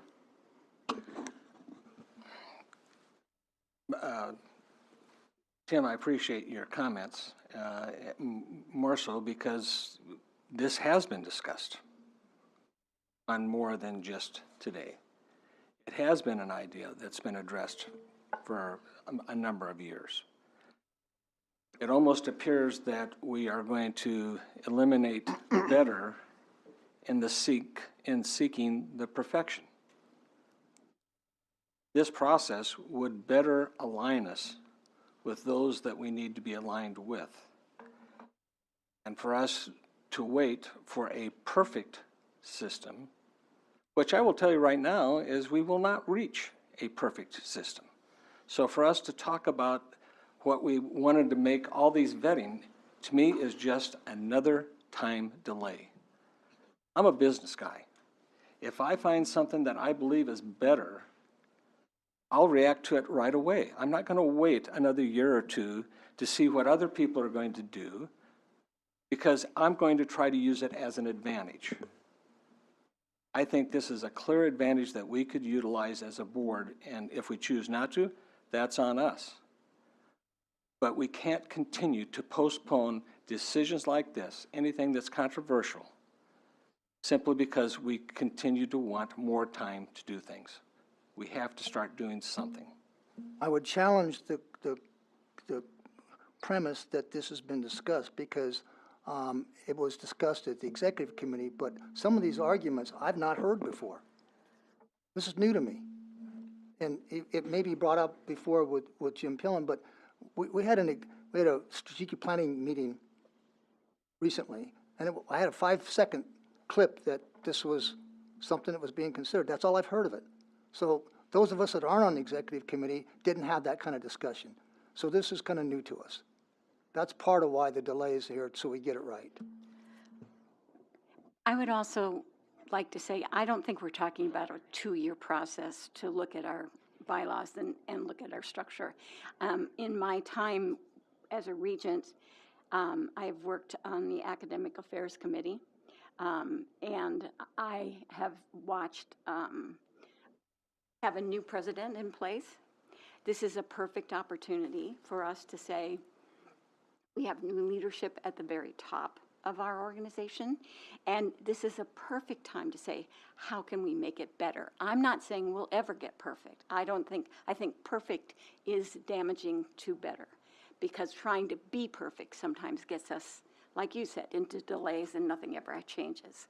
But I am saying that I trust that the group that's put together to do this is not going to be a year-long process. I don't know, Dr. Gold, you maybe you have a different idea about this, but my sense is there's a lot faster movement now. We learned that from COVID, that we have to make changes in a much more nimble way as an organization in higher ed, in all of higher ed.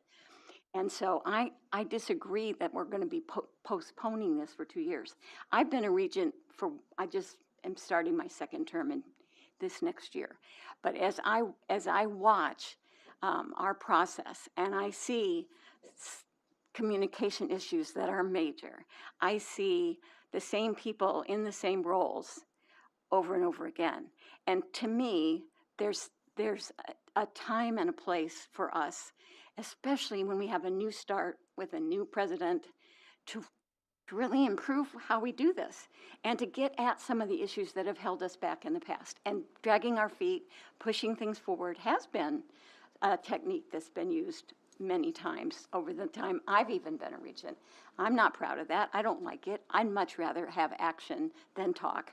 But we have got to be the devil's in the details. And I'm telling you, a change like this, there are so many details that this impacts in terms of our entire system that I really disagree that it's going to be a 2-year, we're just going to look at it again in 2 years. I think we've got to move, and we've got to move now, and we have the perfect timing. We have a new president, a new administration, an opportunity to really look at what we're doing. And I'm sorry that may not be fast enough for you. You've been on the board 2 years. I was on 6. 18, I don't know, Tim, what year are you in now? You're like emeritus. 16. Right. But one of the critical pieces that I've experienced as a regent is a lack of information flow on critically controversial issues. And what happens is it shows up suddenly and we're expected to vote. And I'm not saying it hasn't been brought up. I'm sure we've talked structurally for many years, and we have other players, like the rules around public meetings. And those affect our structure, and we have to figure out how those are going to impact any kind of structural changes we make. So please, I really feel as a regent that this is one of those hills I'm going to die on, because I really believe this is the time. You were right, timing is critical, and I believe right now is the time. We can do it one more year as the biennial budget is developed, and by the time the next round of new biennial budget, we will have in place whatever it is we come up with as a structure. So I know I've spoken a great deal, but this is when I did a master's in public administration and took org theory and have some background in this.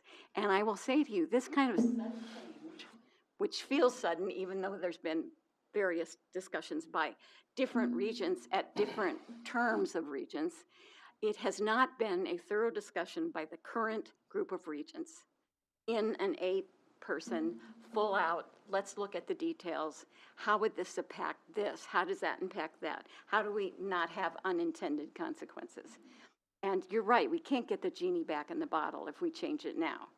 And I think that that handicaps what we do in terms of the review of our bylaws.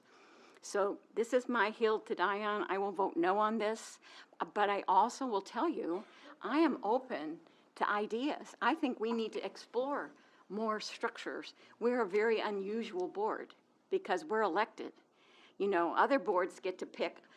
The governor in most states appoints the Board of Regents for the state public universities, and they can pick the people that fit various slots. That's great. We don't do that. We have the people decide who they want to be on the Board of Regents. And so I think we owe them the duty to do it well and to do it in a way that's efficient, effective, nimble, and creates the best university we can be. It may not be a perfect university, but it can be a better university. And the odyssey towards excellence is a perfect goal. It's a perfect time. How do we fit what we do into a model where we're headed in that direction? So I'm sorry I'm talking so long about this, but I feel very strongly about it. And I've been thinking about it since our retreat and long before. And honestly, I'm going to say no, and I'm going to have a very difficult time as a regent going forward with making these kinds of changes this quickly without the kind of detail that we need to have about what we're doing. Thanks. Thanks for listening. Regent Shearer. Barb, I do not take offense with anything that you have brought up. I understand that. Other than I will tell you, if you ever tell me that I should not be involved or be voicing my opinion because I've only been here 2 years and others have been here longer, you will have a problem from this side of the table. Do that. No, I am doing it. I'm not going to sit down and let someone tell me to mind myself because I've only been here for a shorter period of time. I've got the floor, Jack. Secondly, matter of protocol or order, Barb did ask for, or made a motion to table it. And I think you probably should have had either a second to vote on that or, in her interest, I think we need to stop and let someone second or not second so that we don't have two motions on the floor at the same time. Well, and I'd spoken with general counsel that it's talked about, but I don't know whether it was a formal motion, but would you like to formalize that motion? And if so, please repeat it for. Okay, well, first, I am not telling you that you can't speak up at these meetings and tell us about your take on what we're doing. That was not the intent of my conversation. My intent was we have change happening on the Board of Regents every 2 years. And there are different regents, they've had different experiences, and your experience is one that's very critical and very important, and your voice should be heard anytime you want to speak up. And nothing I said was meant to tell you that you can't speak. What I was saying was there are some people that have more continuity as a regent to know how much has been talked about, what's been talked about, all those things. The unfortunate part is we don't have records. We don't have the kind of communication that we need to even go back and review those. So I absolutely tell you, Jim, I have been impressed with some of the ideas you've brought to this board since you've come on. I think the presidential search structure was was such a improvement over the previous presidential search structures. So I am not wanting you to feel like I need you to be quiet. I think I've learned so much in 6 years that I'm a much better, different regent than I was my first 2 years. But that doesn't mean I couldn't talk, and I did, and I will continue to, and you should too. And so should Kathy, who's 2 years out, and so should the 18 or 20 or 50 years that Tim's been on. But I want to say that this is really an issue that has been talked about in these kind of quick little, here's a thought, kind of ways, and then it shows up without any conversation with the 4 regents who aren't on the executive committee. So I just want to say, this is the perfect time. This is where, when you have a new president, that we can actually become better. We may never be perfect, and I'm not saying we should aim to be perfect. It would be great, but I don't know a perfect organization, and I've been a part of many. So please understand that. And I will make a motion that we table this. Tell me the exact wording you want. To table this motion for future discussion at future regent meetings. And, I'm not going to say it has to be February or March or April. I think the timing will be dependent on the work that's done on the review of our structure. So my amendment is simply to table this motion now. Second. Any discussion on the motion to table? Please call the roll. Could I make a comment? Did you? Okay, you do have a comment. Okay. When you boil all this down, I guess what I've heard is we're in a lot of change, so we can't make any decisions. And I don't know a time we're not going to be in change. And the other one is, if we don't make this decision now, it does put it off 2 years if you're going to try to align it with the biennial budget. So it will shove it down the road 2 more years. Okay. I guess We've never voted to be on the same schedule with the biennial. I mean, we've never. No, I said if Yeah. that's the goal. Yeah, well, it pushes it. But we haven't talked about whether that's even a goal for all of us, frankly. So I do kind of think that we have a job to do with the budget, with the unicameral. We can do it many different ways. And continuity is certainly a part of the consideration, but there are other factors as well. And I think we tend to focus on just a piece of it, and we need to look at the bigger picture. That's all. So there's my motion. Well, robust conversation. I think that's great that we can share and put these things out on the table here in front of the general public and the press and media, and have a good adult conversation and debate. A few comments I'd like to make, though, before we vote is that this matter was placed actually on the information portion of last October's meeting, or 2 months ago. I will say that I've received 0 calls about it since that time. But there's been oftentimes the question, why now? Well, I think why now, because we're about to start a new biennium with the legislature. We've got a person who would automatically ascend to be the chair, but he's willing to say, I'll forego automatically ascending to the chair and stand for election. So it's open. Whoever the next chair is going to be would be open to a vote in February. There's no automatic guarantee that Regent Kenny would assume that position, and he's willing to let that happen on its own. And so with the annual meeting coming up for us next month, or in 2 months, I think that's the why as far as the timing. I think if at the end of the day, if we were to just put this on paper and look at it and remove all the personalities and so forth, it would really seem like it would be the right thing to do. It'd be the best thing for the institution. And in my opinion, it's never too late to do the right thing. And so, is it perfect? No. I think somebody said none of us are perfect. That's correct. In my opinion, there's only been one person on the face of the earth that graced this earth that was perfect, and that's over 2,000 years ago. So I think as we can we get incrementally better day by day, week by week, meeting by meeting? Yes. And so due to that, I am in support of actually moving to the 2-year chairs, whoever that next person might be, because again, I am not running for chair. To do that would be self-serving, and so I just want to make that very clear. But with that, let's go ahead and take the vote up on the motion to table. Regent Herbin. Abstain. Regent Schroeder. Regent Adidam. Abstain.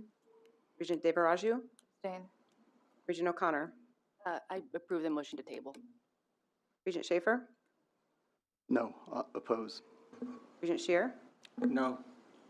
Regent Stark. Yes. Regent Whites. Yes? Regent Wilmot. No. Regent Clare. Regent Kenny. No. Motion fails. Okay, so we're back to the original motion. Is there any other comment or discussion on the original motion? I'd like to make one quick one. We've talked about communication, the problem that we have with communication, and everything we do is a committee of set aside. So did I know anything about the meat class that was getting dropped? No. But I trust that committee to do the right thing. Where, what we did on exec, we thought we were doing the right thing. It's out here, we're discussing it. And if you don't trust what the other committee's doing, then we got a problem. And you just need to eliminate the committees and bring everything to the table, and we'll start discussing it here. Any other comments? Having none, please call the roll. Regent Devaraju. Excuse me, can you say what is it we're Yes, voting this on? is we're voting on the motion to approve item 11C1. How does the motion, Because the motion to table failed. Oh, So we I had see. a I motion gotcha. and a second originally on 11C1. So, okay. Regent Devaraju. Regent Herbin. Abstain. Regent Schroeder.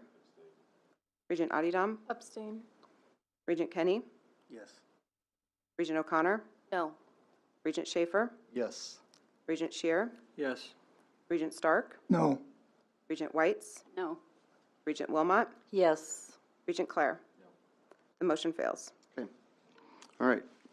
We'll move on now to item 11C2, which seeks your approval of the performance-based metrics upon which President Gold's performance-based merit pay will be based for the fiscal year 2024 through 2025. Section 2, paragraph C of President Gold's contract of employment provides that he shall be eligible for performance-based merit pay of up to 15% of his base salary at the end of each full year of employment, with the first date of eligibility being June 30th, 2025. This provides the structure and contains both qualitative and quantitative aspects. Per the terms of President Gold's contract, the performance-based metrics will be reviewed and updated at the end of each fiscal year. Is there a motion to approve item 11C2? So move. Second. Is there any discussion? Mr. President? She caught my eye first. Regent O'Connor. Sorry, Regent Kenny. I just want to say that I am proud of this. I think that we did a lot of hard work. I think that what we expect out of our president, I think that's good for him, for us, and I like that we brought it out into the light. And I think we started this project with Governor Pillen, who was then a regent, and I think work, and I appreciate the work that everyone put into it. I might be in the bullet point on page 155, just to change President. You think? I agree with that. You could send it to him. I'm sure he would probably I take it. disagree with that. You finally got the vote. Yeah. I would change my motion to approve it.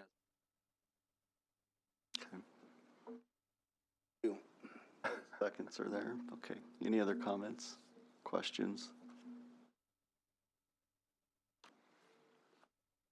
I'll just take a brief moment to say I couldn't be thrilled anymore with the performance of President Gold since he's taken office, and quite frankly, all the work he put in before he took office. And so I'm sure whatever the metrics show, we'll put good data in, and I'm sure we're going to get a good result at the end of the day. But just to give a little midpoint review here after being on the job nearly 6 months, at least in my opinion, job well done. So thank you. Keep up the good work that you're doing. Appreciate your kind words, and you know, I also appreciate the tremendous feedback from members of the board in getting this document corrected, and I do strongly agree that we should not send these funds to Columbus, Ohio. All right. Anyone else? Please call the roll. Regent Schroeder.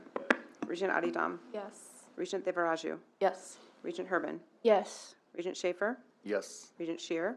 Yes. Regent Stark. Yes. Regent Whites. Yes. Regent Wilmot. Yes. Regent Clare. Yes. Regent Kenny. Yes. Regent O'Connor. The motion passes. Regent Schaefer, there are also numerous reports for the board's review. Some of them are quite important in that they contain information regarding the summer term, fall enrollment, fall retention, student credit hours, etc., and I commend them to you for your review. I accept the reports listed in the agenda on behalf of the board. Is there now a motion for a closed session? Chair, I move that the Board of Regents go into closed session as authorized by Section 84-1410 of the revised statutes of Nebraska for the protection of the public interest and to prevent needless injury to the reputation of persons who have not requested a public hearing for the purpose of holding a discussion limited to the following subjects: strategy session with respect to real estate purchases, personnel matters, and updates on investigations and pending or threatened litigation. Okay, we lost a couple regents here quickly, but we do need to vote on this matter, so I kind of put my hook out there for Regent Stark to please sit tight. So do we have a second? Second. Okay. For those of us here, we still have a quorum present, so let's go ahead and call the roll. Regent Adidam. Regent Devaraju. Yes. Regent Herbin. Regent Schroeder. Regent Shear. Yes. Regent Stark. Yes. Regent Whites. Yes. Regent Wilmot. Yes. Regent Clare. Nope. Regent, okay, Regent O'Connor. Yes. Yep. Regent Schaefer. Yes. The motion passes. Do you know if we're still? I don't know. You on the debate team?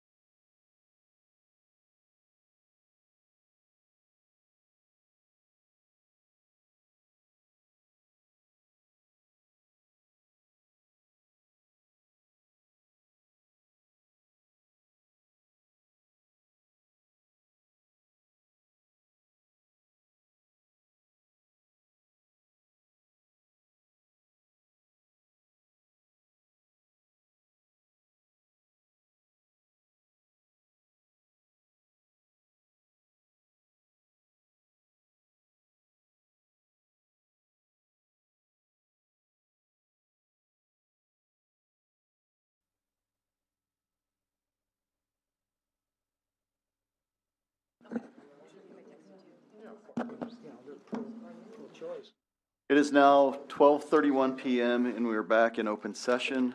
There being no further business, and if there's no objection, we stand adjourned. Thank you. There you go.